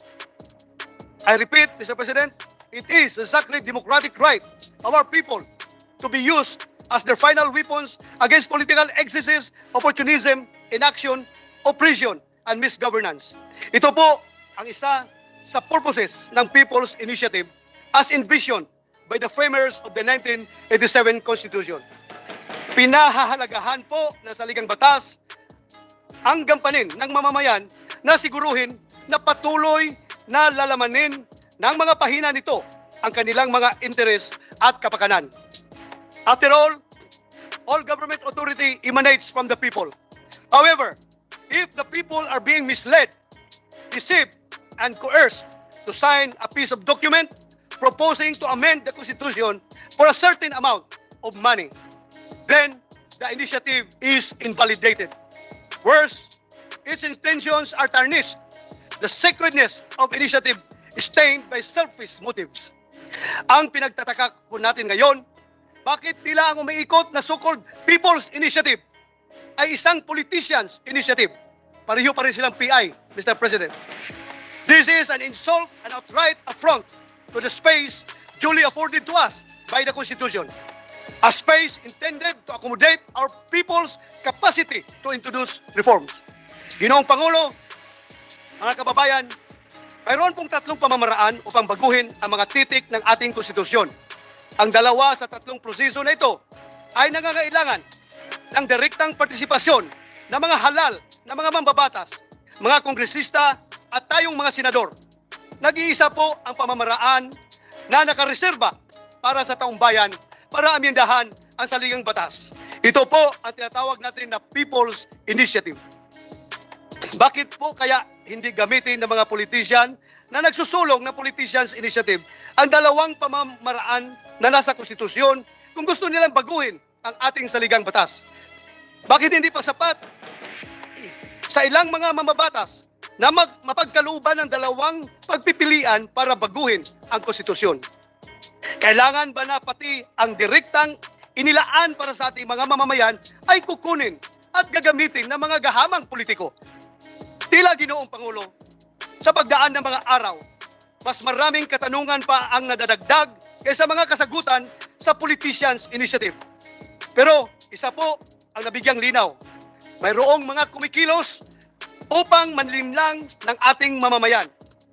Mga individual at mga grupo na tila ang tingin lamang sa pamahalaan ay isang negosyo na pwedeng pagkakitaan. Handa silang mamuhunan sa pagbili ng mga pirma o lagda. Napakadali lamang, lalo na kung hindi naman kinabukasan ng bayan ang kanilang turing dito, kundi isang tseke na maaari nilang ipalit sa salapi pagdating ng panahon. Nakalulungkot na ang pinagsamantalahan ay siyang mga kababayan natin mga walang-wala sa buhay. Sila na ang mga nagdarahop at naghihikahos. Silang mga nagugutom at walang hanap buhay. May mga pagkakataon na ilan sa ating mga kababayan na pumirma sa kadudad-dudang People's Initiative ay wala ng ibang makakapitan kundi patalim. Kapalit ng munting halaga ay pagsangla ng kaluluwa. Nakagagalit na silang mga vulnerable ang palaging target ng panlilinlang ng mga politikong may mga pansariling motibo. Nakakapanlumong isipin kung paano sinamantala ang kahirapan sa buhay ng mga mamamayan para lamang sa sariling kapakanan ng mga nasa kapangyarihan. Minsan naisip ko, Mr. President, kung nangyari ito nung bata pa ako, malamang kasama ang aking mga magulang sa mga hihikayatin nilang pumirma. At dahil mahirap lang kami, baka nga pumirma sila. Kaya ganun na lamang ang aking galit, Mr. President, sa pananamantalang ito. Pumirma ka na lang, bahala na kung hindi naintindihan, di balik, may 100 pesos ka o kaya 3,000 pesos, may panghapunan na kayo ng pamilya mo. I feel it is my obligation to stand up for the poor because I know what it is like to believe that you do not have a choice. It is my obligation to tell every single one who is listening to me right now, be it inside these halls or on some video being aired, you always have a choice. And the Senate is ready to support you in making a real, informed, dignified choice. Ginoong Pangulo, nais ko pong susugan ang pananawagan ng ating majority leader, Senator Joel Villanueva. Hinihikayat po natin ang ating mga kababayan na niloko, pinilit maging iyong mga nakatanggap ng panunuhol kapalit ang kanilang pagpirma sa isang dokumento kung saan hindi malinaw sa paglahad kung ano ang reforma na gustong iamyenda sa konstitusyon. Lumantad kayo at huwag matakot. Tulungan niyo po ang inyong senado na pananagutin ang mga nagsamantalang sa mga kahinaan. Laging bukas ang bulwagan ng senado at handang pangalagaan ang sinumang nais magsiwalat ng katotohanan at nagmamahal sa ating bayan. May kasabihan po tayo, walang manluloko kung walang magpapaloko. But you know, Mr. President, I think this saying is a case of victim blaming, lalong-lalo na sa sitwasyong ito. Sa kasalukuyang panahon, tingnan natin ito mula sa ibang perspektiba. Patawan ng parusa ang mga naluloko at huwag ipataw ang sisi sa mga inosenteng naloko. If the ill-intentioned have done their part in attempting to distort and destroy the very spirit of initiative, I implore the Senate, let us not allow such distortion to succeed. Let us take the initiative, so to speak, to protect our people from sinister motives. Protect, most especially, the ones who are unable to do it for themselves. The Senate does not and will never infringe on the right of the people to exercise the right guaranteed by the Constitution. Justice Panganiban declares that, and I quote, the right to propose amendments to the Constitution is really a species of the right of free speech and free assembly. And certainly, it would be tyrannical and despotic to stop anyone from speaking freely and persuading others to conform to his her beliefs. As the eminent Voltaire once said, I may disagree with what you say, but I will defend to the death your right to say it. After all, freedom is not really for the truth we agree with, but as Justice Holmes wrote, freedom for the truth that we hate. End of quote. I would like to assure our Filipino people that the Senate, as the last bastion of democracy, does and always will support the people's clamor to institute reforms, whether this would be crafting laws or amending the Constitution itself.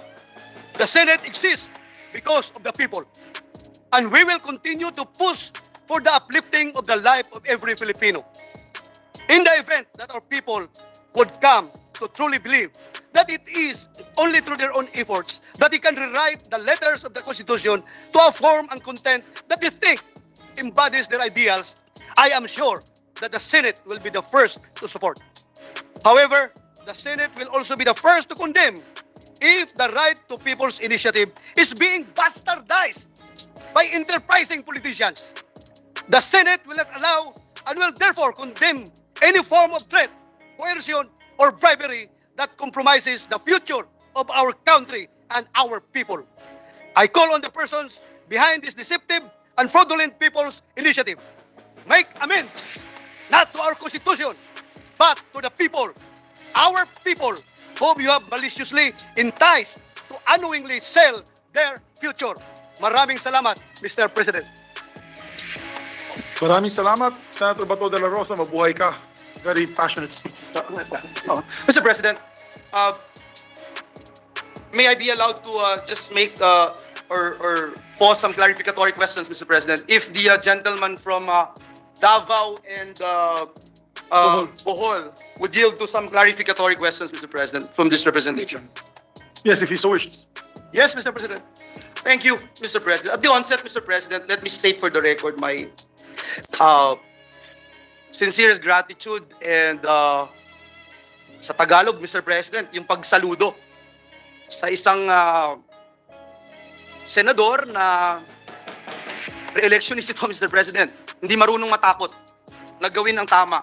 Hindi marunong matakot na ipaglaban ang karapatan ng mamamayang Pilipino. Let me just put that on record, Mr. President. I salute, whether you agree with him or not, you salute, Mr. President, the character of this gentleman who is here today in this August chamber to deliver such a compelling and passionate privilege speech, Mr. President. Mr. President, ang unang katanungan ko sa ating kasama dito sa bulwagang ito, binanggit niyo po, Ginoong Pangulo, yung third mode of changing the Constitution, which is people's initiative, Mr. President. Pwede mo bang malaman natin, Ginoong Pangulo, na pag people's initiative, kailangan po ba non-partisan? Kailangan po ba hindi ginagamit ang anumang makinarya ng pamahalaan ng gobyerno? Ginagamit ang programa ng iba't ibang departamento para lamang makakalap ng pirma? Ito po ba ay natural? Sapagkat marami ho sa ating mga kababayan, Ginoong Pangulo, ang nagtatanong, ito ba ay natural na nangyayari? Hindi ho bulag ang mga Pilipino, Ginoong Pangulo. Nakita natin sa telebisyon, narinig natin sa mga radyo, na-monitor natin sa social media. Isang kababayan natin, kaya ho ako'y bilib na bilib sa ating kasamahan dito sapagkat inilagay niya yung kanyang sarili doon sa mga taong binanggit niya na parang nagkakapit patalim na lamang, Ginoong Pangulo, sapagkat tama po ba natatanggap ka ng ayuda mula sa pamahalaan, programa ng pamahalaan, pero kailangan mong pumirma sa isang dokumentong hindi mo naiintindihan? Ito po ba'y natural? Ito po ba ay people's initiative, Mr. President, Ginoong Pangulo? Well, Mr. President, Majority Leader, as I've said, sa nakikita natin na nangyayari ngayon, tila lumalabas na hindi naman talaga ito kagustuhan ng taong bayan. So this is not a people's initiative. This is politicians' initiative. Kung sino yung mga politiko na nasa likuran na nagpapatakbo nitong people's initiative kuno. So, very clear, Mr. President. At yung pangalawang sinabi mo, Mr. President, na natural ba na gamitin yung pondo ng bayan, katulad ng AX, pondo ng gobyerno, to entice these people to vote or to sign, to get their signature ay yun po, Mr. President, ay lantarang vote buying kung tutuusin. Vote buying po talaga yan. Dahil, these people are enticed to give their signature in exchange of the money that is being offered to them through the government programs and services like AX, TUPAD, and what other programs that we have, Mr. President. Ginoong Pangulo, ako ho ay humahanga sa ating kasama dito sa Senado sapagkat alam ko ho, siya ho ay taga Davao, taga Bohol, ngunit malalalim yung Tagalog na ginamit, Filipino na ginamit ng ating kasama dito sa Senado. Natatandaan ko ho, yung binanggit niyang isang salita, naghihikahos, nagdarahop. Ginoong Pangulo, ako po, habang nakikinig ako sa ating kasamahan dito sa Senado, hindi ko mapigil kung hindi mapukaw yung silakbo ng aking dugo. Sapagkat binabanggit ng ating kasamahan yung pananamantala. Gaano ho ba kabigat yung ginagawang pananamantala na ating nararanasan sa ngayon, Ginoong Pangulo, na isang Pilipino, idadanggel mo yung salapi mula sa DSWD, yung pangako na ikaw ay pipirma kapalit ang ayuda ng pamahalaan, yung pangako na ipirma ka lang, makakasama ka na sa mabibigyan ng biyaya ng mga politiko. Kapalit ang iyong pirma. Ito ba yung insulto, Mr. President? Ito ba yung insulto sa iyo, Mr. President? Ito ba yung insulto sa ating institusyon sapagkat ang bawat isa na nagluklok sa atin bilang senador ng Republika ng Pilipinas, nung tayo po ay binoto bilang kinatawan nila as national leaders, Mr. President. Not as district representatives, not as party list representatives, but national leaders. Is this an insult, Mr. President? Is this disenfranchisement, Mr. President? Disenfranchisement of the very sacred right of every Filipino, the right to suffrage, Mr. President. May we know the thoughts of the gentleman from Davao, Mr. President? Well, Mr. President, sa simula pa lang, talagang nakikita na natin na yung layunin nito ay iba, Mr. President. Because nobody dares to admit that they are the ones behind this so-called People's Initiative. Walang umaangkin. Pero, sa Bisaya pa, Mr. President, ako'y natingala. Ako'y nagtataka. Bakit merong lumabas na timeline na nakaprogram na doon kung anong mga courses of action, anong mangyayari in the next coming days. Pero hanggang ngayon na ayaw nilang aminin na sino talaga ang nasa likuran nito. Very clear po, Mr. President. Ako po ay may nakausap na congressman. Hindi ko lang sabihin. Sinabi niya talagang instruction yan sa aming liderato ng Kongreso. Sa mababang kapulungan. Ang instruction pa nga sa kanila is not only to get 3% of the number of registered voters in their respective congressional district, but to get at least 20%. That is according to my friend Congressman, Mr. President. So, kung yan ang ginagamit yung ating pundo ng gobyerno para makakalap ng perma, hindi lang yan insulto, Mr. President, para sa akin. Kung meron pang word na mas mabigat pa sa insulto. Kaya nga, minsan, maiisip ko, Mr. President, tila ba yung sinasabi natin na interparliamentary courtesy ay parang napapalitan na ng interparliamentary treachery, Mr. President, sa ginawa nilang yan sa atin. Kung saan, gusto nilang kapunin, gusto nilang tanggalan ng power ang Senado para magbigay boses sa lahat ng Pilipino. We are not only elected by a single congressional district, we are elected by the whole of the Filipino people. Gusto nilang tanggalan ng boses ang Senado by the mere subject of their People's Initiative, which is voting jointly, Mr. President. Hindi lang ito insulto, Mr. President, kung isang pang-iisa, isang panlalamang, at isang, I don't know kung ano pang Tagalog na pwede kong sabihin dito. Kung Bisaya lang, Mr. President, mas marami pa akong masasabi. Pero wag na lang, hindi maintindihan ng lahat ng Pilipino yung aking sasabihin. Mr. President, Ginoong Pangulo, as I speak before you today, Mr. President, I am hearing and seeing some news reports from leaders of the other chamber, quoting this representation's name, Mr. President, na may ebidensya daw po ba, Mr. President?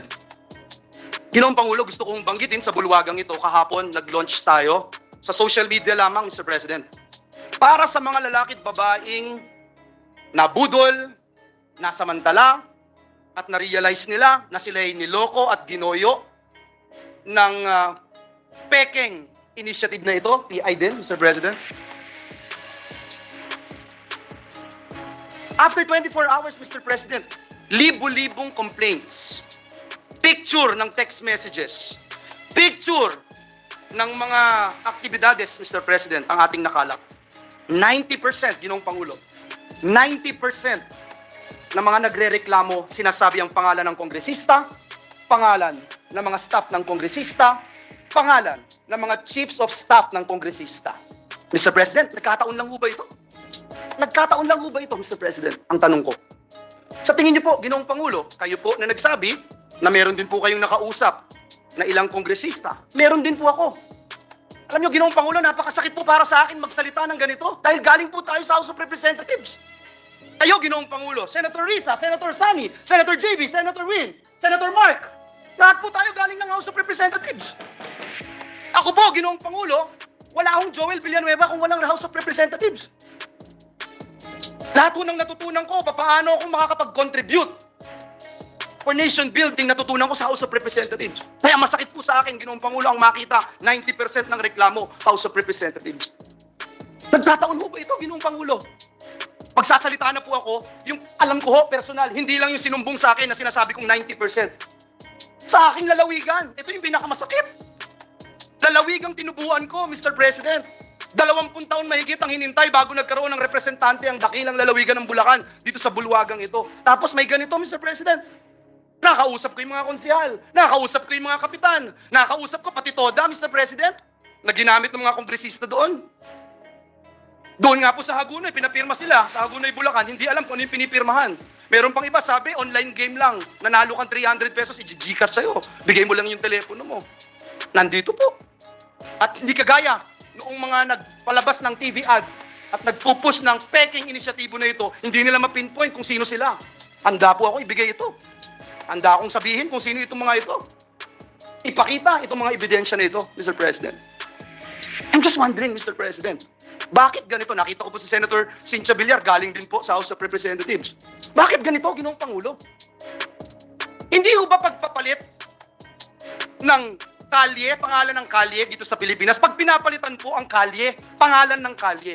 Ginoong Pangulo, matanong ko po ang ating distinguished colleague, pag pinapalitan po ba ang kalye, pangalan ng kalye dito sa Pilipinas, pagkatapos po bang maipasa sa House of Representatives, batas na po ito, palitan na ang kalye? Hindi pa, mga Ginoong Pangulo. May Senado pa. Dadaan pa yan sa Senado. Pagkatapos may BICAM. Mr. President, hindi pangalan ng kalye ang pinapalitan. Kaluluwa ng bayan natin ang pinapalitan. Na for almost 40 years, hindi ginagalaw. Na for almost 40 years, hindi basta-basta pinakikialaman. Bakit? Kaluluwa ng bayan to. Now you see, with your own eyes, on television, now you hear the complaints of the people. And I will use and borrow the words of Senator Bato de la Rosa, yung mga nagdarahop, yung mga naghihikahos, mga nangangailangan ng tulong, nangangailangan ng ayuda ng gobyerno, umaasa sa tulong ng gobyerno, pagsasamantalahan natin para lamang ma-extend ang termino natin, para lamang ma-abolish ang Senado. Mr. President, kung gusto ng taong bayang i-abolish ang Senado, I don't mind. If it is the will of the people, I don't mind. Ano mang klaseng gusto ng ating mga kababayan, dalhin man ang ating bayan sa kangkungan, dalhin man ang ating bayan sa impyerno, kung yan ang gusto ng taong bayan, susunod tayo. Re-respetuhin natin. Pero Mr. President, Ginoong Pangulo, kung ayuda ng gobyerno, ipagkakait mo. Kung hindi ka pipirma, Hindi ka makatanggap. hindi ka makakatanggap. At ano ito? Katang-isip ni Senator Bato de la Rosa? Katang-isip ni Joel Villanueva? Bakit hindi natin tanungin ang bayan? Bakit hindi natin tanungin si Juan de la Cruz? Ito ba ay People's Initiative? Mr. President, I can go on and on, but I just wanted to also ask our dear colleague, where do we go from here, Mr. President? How do you want this privilege speech, Mr. President? Pagkatapos natin i-refer, and I suppose, if I may, mamaya ay i-refer ito dun sa committee ni Senator Amy Marcos ng Committee on Electoral Reforms and People's Participation. Ano yung pwede nating magawa dito, Mr. President? Ngayon na pagkatapos ng meeting ng ating pinuno ng Senado at ng pinuno ng Kamara de Representantes na tayo po'y nagsunog ng kilay para ayusin at siguruhin yung mga gusto kuno ng ating mga kausap na marami din naman sa atin pabor doon sa economic provisions. Kaya nga po natin pinasa yung Public Services Act. 5 sektor lang yung hindi natin pinagalaw na magkaroon ng 100% ownership, Mr. President. Ngayon, Mr. President, where do we go from here? Kailangan pa ba nating ispilingin yan, Mr. President? Kailangan pa bang i-memorize yan kung seryoso yung ating mga kausap, Mr. President? Sa pagpapasa nitong joint resolution na ito? That's my question, Mr. President. Well, Mr. President, if I may add, kanina, nag-start yung aking investigation on the alleged scam ng ayuda scam na nangyayari sa Davao del Norte. At kami noon lahat na nandoon na senador ay akala namin yun ang pinaka-the worst na nangyari. Yung 10,000 na ayuda na binigay ay binawi yung 9,000 at 1,000 lang ang binigay sa ating mga kababayan na pumirma. So, out of 10,000, 9,000 binulsa ng mga nag-recruit sa kanila at ang 1,000 ay binigay sa kanila. Akala ko, the worst na yun na pangyayari. Pero if I am going to borrow the words of our majority leader, hindi lang 9,000 ang katumbas ng ginagawa ngayon ng People's Initiative, kundi kaluluwa ng ating bayan ang kapalit ng perma ng ating mga kababayan. So dapat ang Senado ay hindi matutulog. I implore all our colleagues, wag nating hayaan ito. Magtutulungan tayo dito. Hindi natin papayagan na masisira itong ating bansa dahil lang sa kagustuhan ng ilang mga politiko na gustong mag-perpetuate in power, Mr. President. Thank you. With the permission of the majority floor leader. Mr. President. Yung kaninang binanggit mo, Senator Bato, ang 10,000, kinupit ang 9,000, kinuha. O kinupit o ninakaw, binawi yung 9,000 at naiwan yung 1,000. Yes, at Mr. para yan pumirma sa People's Initiative. Ay, hindi yun, Mr. President. Iba yun. Ay, iba yun. Iba. Kasi dalawang krimen, kung yan ang nangyari, dalawang krimen ang nangyari doon. So, ang sinasabi mo, ito ay ayuda lamang. Ayuda lamang. Ayuda lamang. Ang comparison lang na pinapakita ko is that yung katumbas ng perma nila ay 9,000 na napunta sa korupsyon. Pero itong ginagawang People's Initiative, ang katumbas ng kanilang perma ay kinabukasan ng ating bayan. That is immeasurable. Ang value po niyan ay hindi po ma-quantify, Mr. President. So, napakahirap po i-reconcile itong mga latest na pangyayari sa ating bansa, Ginoong Pangulo. Thank you. Mr. President, may I also ask the gentleman from Davao and Bohol, where do we go from here, Mr. President? May mga COMELEC officials na po sa ilang parte ng ating bansa, whether district or regional, na tumatanggap nitong mga peking pirma na pinagsamantalahan, pirma na nagoyo yung pumirma, Mr. President. Where do we go from here, Mr. President? Ano bang accountability, Ginoong Pangulo, ng ating mga opisyales ng COMELEC para tignan ito? Kasi meron po isang nagsasabi sa isang artikulo na ang tanging mandato lamang ng COMELEC ay tumanggap ng pirma. Hindi na po nila iniimbestigahan ito. Meron naman nagsasabing pwedeng mag-imbestiga. Ngunit sa aking pagkakaalam, Mr. President, matagal-tagal na rin po tayo dito sa mundo ng lehislatura, Mr. President. As I mentioned, I was a term member of the House, and this is my second term here in the Senate. Hindi naman po ganun talaga makapag-imbestiga ang COMELEC sa mga ganitong gawain, Mr. President. So, what can we do, Mr. President? I think, Mr. President, right now, we cannot stop Comelec from accepting all the signatures being submitted to them because it is their duty to receive all those signatures. But doon na lang natin sila sisingilin, Mr. President, sa kanilang function sa pag-verify. Yung verification nila, dapat ito ay gagawin nila ng totoo at may halong konsensya, Mr. President. Sana may konsensya sila sa kanilang gagawing verification later on, Mr. President. Perhaps, Mr. President, I would encourage my distinguished colleague, Senator Bato, to look into this specific law, if there is any, Mr. President, to not just ministerially accept all these signatures despite the fact that they are very much aware of what is happening. In fact, Mr. President, just today, I made an announcement that because just like our dear colleague, hindi ko humasikmura ito, Mr. President. Hindi ko humasikmura talaga. Ako'y mag-retire na after my term here in the Senate, Mr. President. And hindi ko lang humasikmura itong ginagawang paglapastangan sa payak na karapatan ng ating mga kababayan. Lalong-lalo na sa pagpapalit ng ating konstitusyon. If there's one word to describe what's happening right now, Mr. President, nakakasalukasok. Nakakasalukasok itong ginagawang ito, Mr. President. Mr. President, this is bigger than us, bigger than you and me, bigger than all of us, bigger than this institution. When you talk about the Constitution of the Republic of the Philippines. Mr. President, perhaps we can do something about it.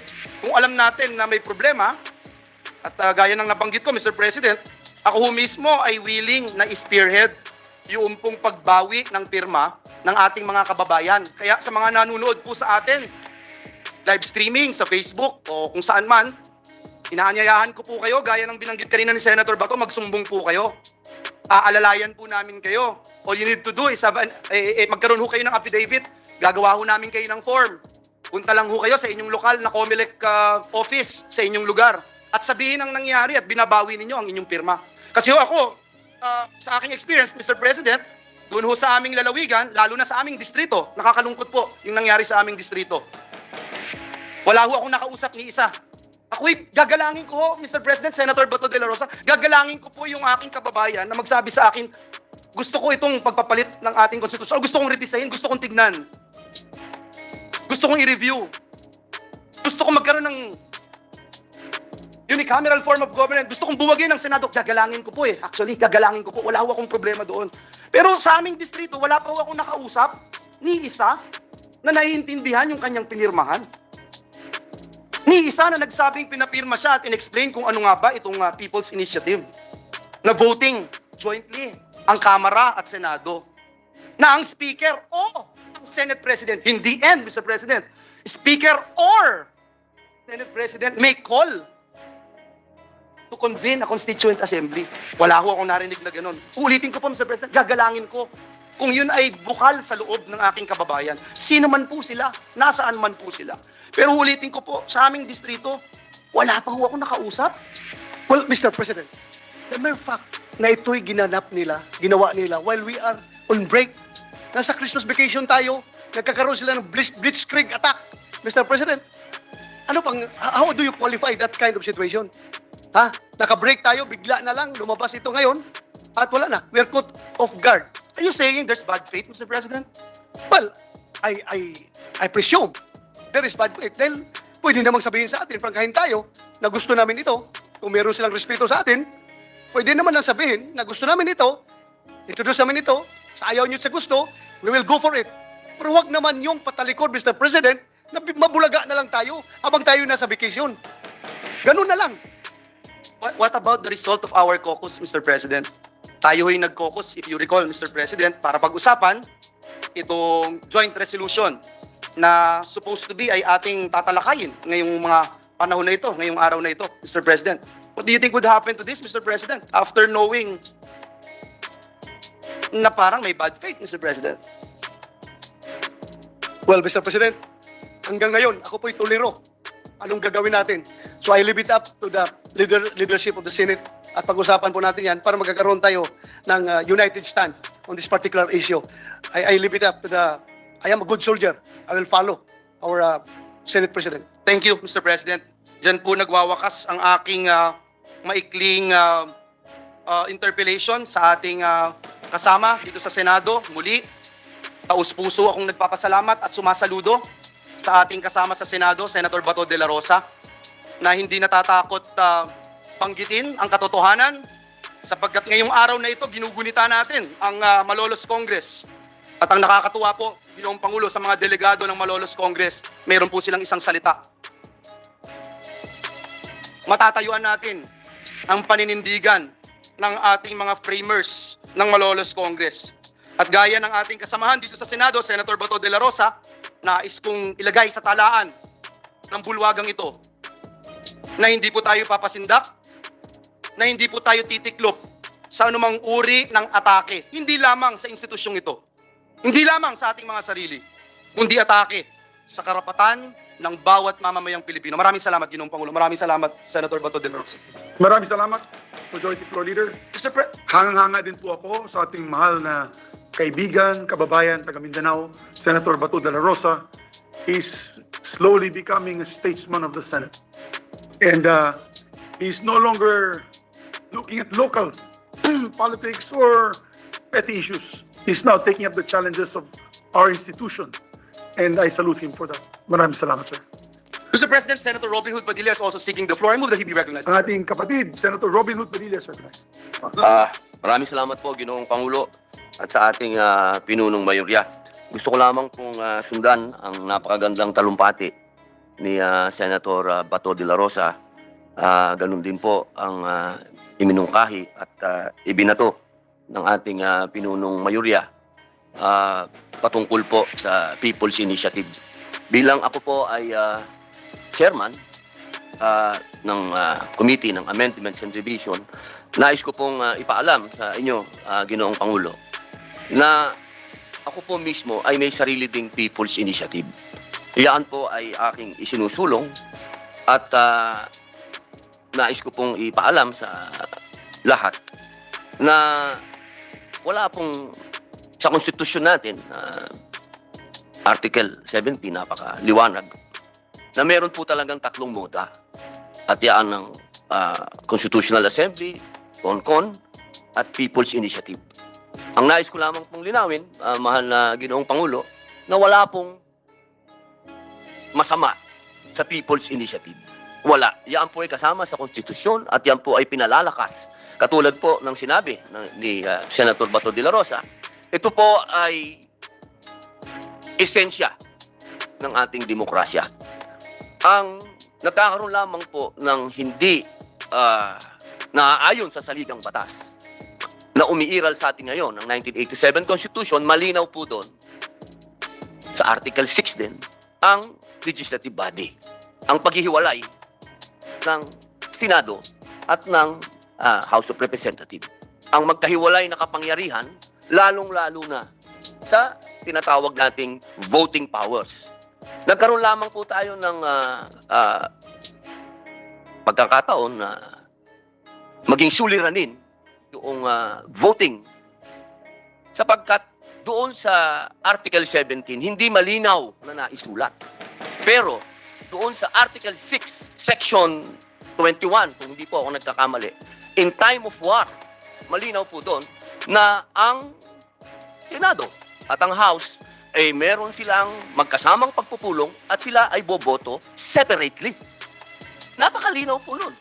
Hindi lang po natin maintindihan kung bakit nagkaroon ng People's Initiative na ipinipilit ang voting jointly.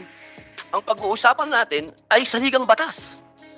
Ito po ay talagang kailangan po natin pag-usapan ng mahaba, kasama po ang malaking kapulungan, ang House. Hindi po ito para po sa akin pong ibinigay niyong komite, pinag-aralan ko po ito, ang ating konstitusyon. Ito pong voting jointly ay lumalabag sa artikulo ng legislative body sapagkat meron pong paghihiwalay ng kapangyarihan. At yan pong kapangyarihan, yung voting, kasama po yan. At malinaw sa ating konstitusyon. Kaya mahal na Ginoong Pangulo, hayaan niyo po akong makapagpasalamat sa bumubuo ng ating Senado at inyo pong ipinaglalaban yung ating kapangyarihan na magkaroon ng voting separately. Sapagkat ito po ang sinasabi ng 1987 Constitution. At ang People's Initiative po ay ang pwede lang po natin gawin lamang ay amendment. Hindi po tayo pwedeng mag-revision ng konstitusyon na gagamitin ang People's Initiative. Sapagkat piecemeal lang ang pwede natin gawin. Amendment lang, hindi po revision. Kaya po sana, maging malinaw po ito sa ating taong bayan na ang ating pong winawaksi dito, ngayon, sa ating bulwagan ng Senado, ay yung sinasabing pagtatanggal ng kapangyarihan sa Senado. Yun po ay talagang parang isinawalang bahala na natin ang saligang batas. Kailangan po tindigan natin ang saligang batas sapagkat tayo po ay nanumpa sa harap ng saligang batas. At yun lamang po, mahal na Pangulo, maraming salamat po. Mabuhay ang Senado. Maraming salamat, Senator Robin Hood Padilla. Ako'y humanganga din po sa inyo. Alam ko, ang inyong adhikain, advocacy, is to amend the charter to improve the constitution ng ating bansa. At pumirma po kayo dito dahil sa puntong iyon na binanggit mo, na dahil ayaw po makapon ng Senado, ayaw nyo pong walang saysay ang Senado dito sa usaping charter change. Kaya mabuhay po kayo, Senator. Marami po sa amin ay naniniwala din po sa inyo na dapat meron tayong mga kailangan baguhin, pero sa tamang paraan. Maraming salamat. Majority Floor Leader. Yes, Mr. President, next to make a manifestation is our Minority Leader, Senator Coco Pimentel. I move that he be recognized. Our distinguished Minority Floor Leader, former Senate President of this August Chamber, this institution that has lasted for 107 years, no other than Senator Coco Pimentel. Yeah, thank you, Mr. President. Ano lang po, maikling inputs kasi meron pa tayong gagawing caucus. I think a colleague will also share his thoughts with us. Well, kanina po sa exchanges for dialogue nila Majority Leader at saka ni Senator Bato de la Rosa, nag-raise ng tanong si Majority Leader, ano ang pwedeng gawin? Sa tingin ko marami tayong pwedeng gawin. Siguro panawagan natin sa ating mga kababayan, yung mga hindi pa nakapirma, huwag kayong pumirma rito sa iniikot na People's Initiative kasi tagong-tago po yung agenda, nakatago sa mga mabibigat at magagandang salita na tungkol sa procedure sa pag-amenda ng konstitusyon. Hindi po yan ang unod o hindi yan yung substance ng plano.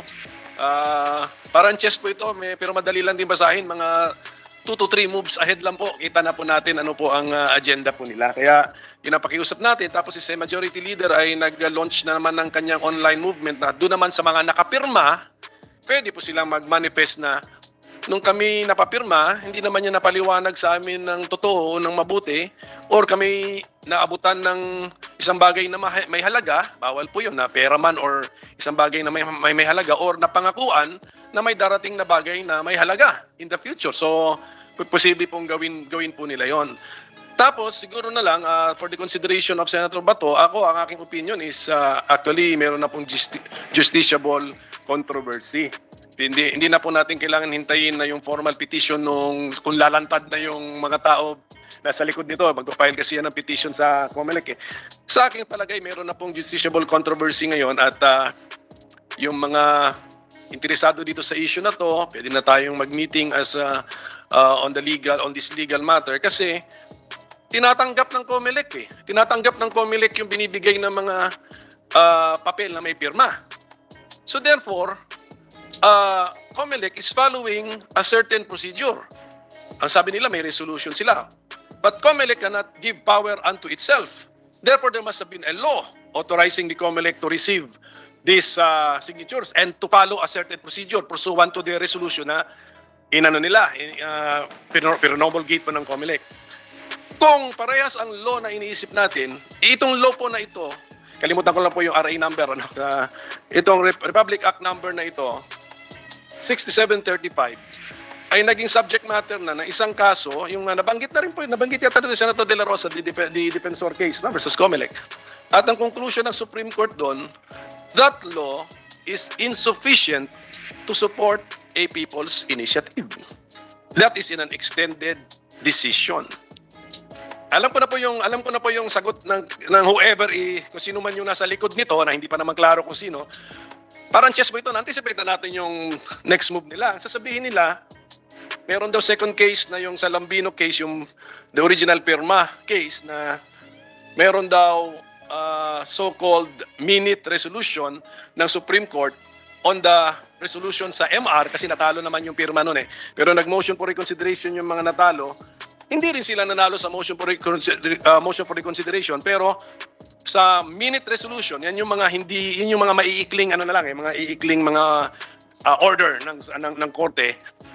Mayroong last paragraph doon na sinabi na 10 members of the court are of the opinion that RA 6735 is sufficient to support a people's initiative. Yun po yung counter nila sa ating action. Pero alam na rin po natin yung counter argument po natin doon na ang minute resolution does not form part of the laws of the land under the civil code.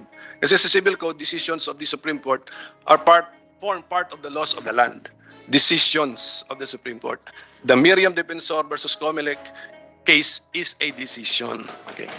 Ibabangga ng mga proponents nito is a mere minute resolution. Walang signature ng justices po doon. Clerk of the division. Okay. So, and then, can a decision of a division in a minute resolution overturn a decision of the Supreme Court even if rendered by a division? Hindi. Basic na basic sa Constitution yun. If you reverse something en banc. So, I think we already have a justiciable controversy here and we can act. So we can act, kung makita pa natin, we can act politically by calling on the people to not to sign. And for those who have signed to withdraw their signature, we can act legally in the sense of filing cases to already question what the COMELEC is doing. What is your business receiving all these papers with signatures? At sinasabi nila, they have a ministerial role to play as of the moment. Based on what? On a law already characterized by the Supreme Court as insufficient to support a people's initiative. At saka, Mr. President, as well, since itong people's initiative yun is an improvement dun sa PIRMA case na sinabi ko. Kasi yung sa PIRMA case before, signatures lang ang sinabit, wala yung, hindi naka-reflect po ano yung amendment. Okay. In this particular case, naka-reflect ng amendment. Okay. Pero, dahil sa naka-reflect ng amendment, alam na natin yung subject matter. Although yung pagdating sa number of sections affected, iisa lamang, pwedeng sabihin na amendment ito, pero hindi yan ang definition ng amendment. Kung ang pagbabago ay magsasanga-sanga, apektado ang iba-ibang sections ng Constitution, ang konsepto ng bicameral Congress ay apektado, therefore it is not a mere amendment, it is already a revision. Because yung basic structure ng legislative branch ang binabago or kinukontra yung konsepto ng basic structure ng legislative branch. Hence, if it is not an amendment, then it must be a revision. And people's initiative is not available for a revision. So, these are our arguments, Mr. President. So, sa tanong na what can be done, marami ang pwedeng gawin. I'm sure hindi ko na-exhaust yung pwedeng gawin. That's why we're continuing with our caucuses. Baka meron pa tayong ibang mga ideas na lalabas. So without prejudice to further elaboration in some other future speeches, Mr. President, I will end my intervention for today. Thank you very much to our Minority Floor Leader.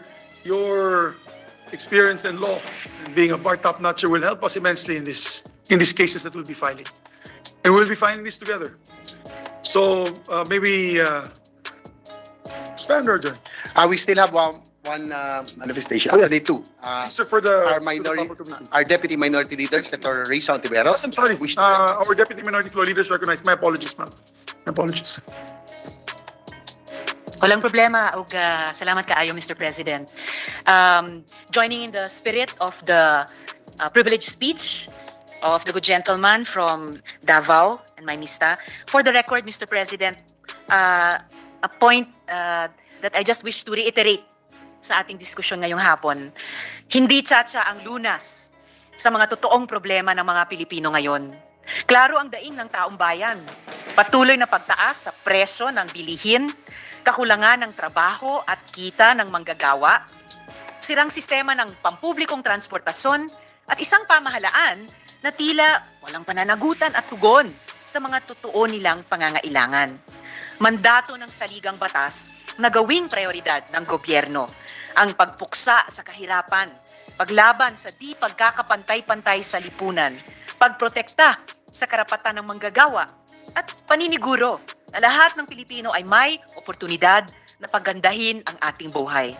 Ang solusyon dito, tapat na pamamahala at pagsasabuhay sa mga mandato ng 1987 Constitution. Hindi ang pagwawaksi nito para sa pansariling interes. So, that additional point for the record, Mr. President, og saliwat, salamat kaayo sa good gentleman. Thank you very much to our distinguished colleague, Senator Rizal Tiveros. Thank you, Mr. President. Last to make a manifestation in this matter is this representation. I move that I be recognized, Mr. Yes, President. our distinguished Deputy Majority Floor Leader is recognized. Mr. President, my dear colleagues, I share the frustrations of my colleagues in the Senate and the public towards the ongoing People's Initiative. To be clear, I'm not against changing the Constitution per se.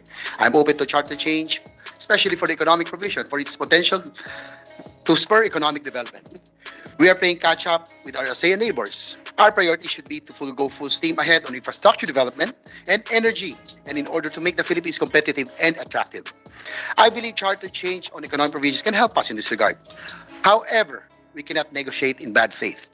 We cannot play around with the democratic process as important as changing the highest law of the land. And this is how we regard the ongoing petition for People's Initiative. Earlier on, we reached a consensus that we will set aside this type of political circus and instead focus on ensuring that our economic recovery. Nasaan ang palabra de honor? Nasaan ang prioridad natin para sa bayan? Mr. President, the political noise and partisan bickering that will result from this process will only stall our economic recovery.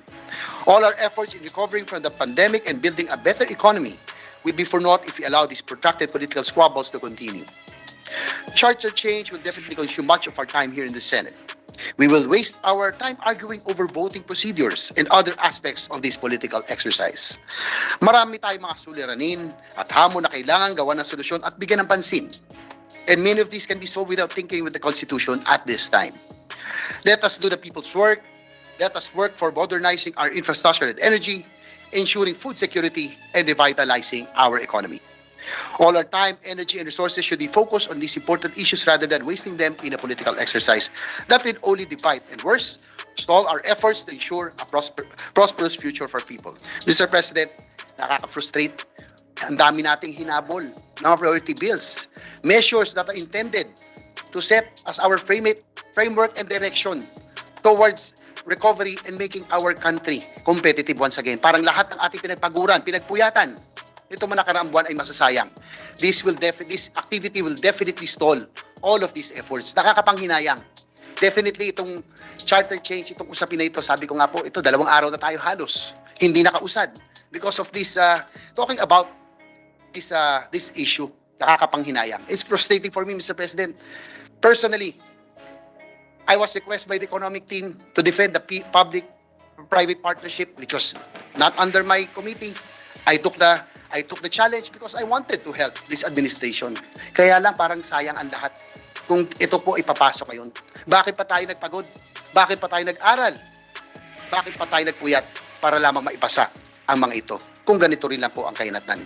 I'm just sharing with you my frustration because all of us exerted all our efforts here in the Senate. Dito po talagang tayo nag-aaral para lamang maiayos ang lahat ng mga panukala at maging batas na mag-aayos ng ating pumbayan.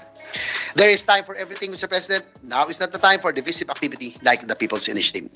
So with that, Mr. President, I move that we refer the privileged speech of Senator De La Rosa and all the interpellation and manifestations thereon to the Committee on Electoral Reforms and People's Participation. I so move, Mr. President. There being no objection, motion is approved. And I'd like to share the frustration of the distinguished colleague, Senator JVR Sito. Ang aga-aga pa lang ng administrasyon na to, bakit ang dami-dami ng away? I think we should concentrate on moving forward with the economic agenda for the upliftment of poverty of each and every Filipino that's living in abject poverty, 25%. Minimum wage, tulak natin. May rally kanina.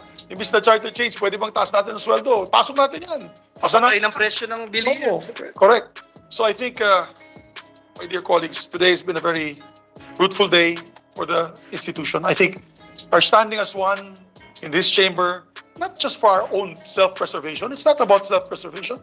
It's about looking at the 107 years of history of this hallowed ground, these hallowed halls of the Senate. Nakita natin yung mga personalities na ipinaglaban. The father of Senator Coco Pimentel who fought against injustice and the martial law days, and many others who were jailed and fought for what they believed in and lost their power, fighting for our country and for our nation and for our democratic processes. Huwag natin sampalin sila, makalimutan natin ang kanilang alaala, kanilang memories. No? We forget their memories because of pure personal ambition. That's why I salute all of you. I salute all of you. It is now a test of character. This, gentlemen, is a test of character. Separates the boys from the men. Those who want the toys and those who want to fight for our country. So kayong lahat, mabuhay po kayo. So yesterday, my dear colleagues, ladies and gentlemen, may I ask them to please first calm down and take your seats and settle down there in the back. We'll be discussing very important matters. Thank you, my dear colleagues. My dear friends, ating mga kababayan, my dear colleagues, yesterday we had a caucus which lasted 3 hours long to discuss the current events that are happening in Philippine politics, particularly on the issue of this People's Initiative. If I may be allowed to read the statement of the Senate on the People's Initiative. The Constitution is the supreme law of the land. It is an enduring symbol of our democracy, enshrining the foundation of our nationhood and reflecting the consensus of our citizenry. We respect and recognize the people as our sovereign, with the right to call for constitutional amendments. We must, however, guard against any sinister and underhanded attempt to change the Constitution by exploiting our democratic process under the guise of a People's Initiative. This so-called People's Initiative proposes only one change. In acting as a constituent assembly, the Senate and the House shall vote jointly. While it seems simple, my dear friends, the goal is apparent: to make it easier to revise the Constitution by eliminating the Senate from the equation. It is an obvious prelude to further amendments, revisions, or even an overhaul of our entire Constitution. If this PI prospers, further changes to the Constitution can be done with or without the Senate's approval, or worse, even absent all the senators. Should Congress vote jointly in a constituent assembly, the Senate, with its 24 members, cannot cast any meaningful vote against 316 members of the House of Representatives. This singular and seemingly innocuous change in the Constitution will open the floodgates to a wave of amendments and revisions that will erode the nation as we know it. To allow joint voting will destroy the delicate balance between which our hard-won democracy rests. It will change, or destabilize rather, the principle of bicameralism in our system of checks and balances. With this change, the Senate is left powerless to stop even the most radical of proposals. We cannot protect our lands from foreign ownership. We cannot stop the removal of term limits nor no election scenario in 2025 or worse, in 2028. It is ridiculous that the Senate, as a co-equal chamber of the House, which is needed to pass even local bills, will have a dispensable and diluted role in charter change, the most monumental act of policymaking concerning the highest law of the land. Throughout Philippine history, the Senate has always been one of the first targets by those who seek to undermine our country's democracy. Today, the Senate once again stands as a bastion of democracy, as it rejects this brazen attempt to violate the Constitution, the country, and our people. This Senate of the people will not allow itself to be silenced. Signed, yours truly, Senate President Juan Miguel Zubiri, Senate President Pro Tem Lauren Legarda, Senate Majority Floor Leader Joel Villanueva, Minority Floor Leader Senator Aquilino Coco Pimentel, Senators Joseph Victor Ejercito, Mark Villar, Risa Hontiveros, Sani Angara, Maria Lourdes Nancy Binay, Alan Peter Cayetano, Pia Cayetano, Ronald Bato de la Rosa, Francis G. Escudero, Jingoy Estrada, Sherwin Gatchalian, Christopher Lawrence Go, Manuel Lito Lapid, Aimee Romualdez Marcos, Grace Poe, Bong Revilla, Francis Tol Tolentino, Rafi Tulfo, Cynthia Villar, and last but not the least, my dear colleague and friend, and advocate for charter change, Robin Hood Padilla. And I'd like to add in the signature of Robin Padilla that he is for constitutional change. But like all of us, he refuses to allow voting jointly. It should be voted separately. This is the statement that the Senate has made. We are proud of this statement. We stand by our institution, not for our own personal benefit or gain, as I mentioned earlier during the Malolos Congress's 125th anniversary, but for the systems of checks and balances and democracy as a whole. We must stand fast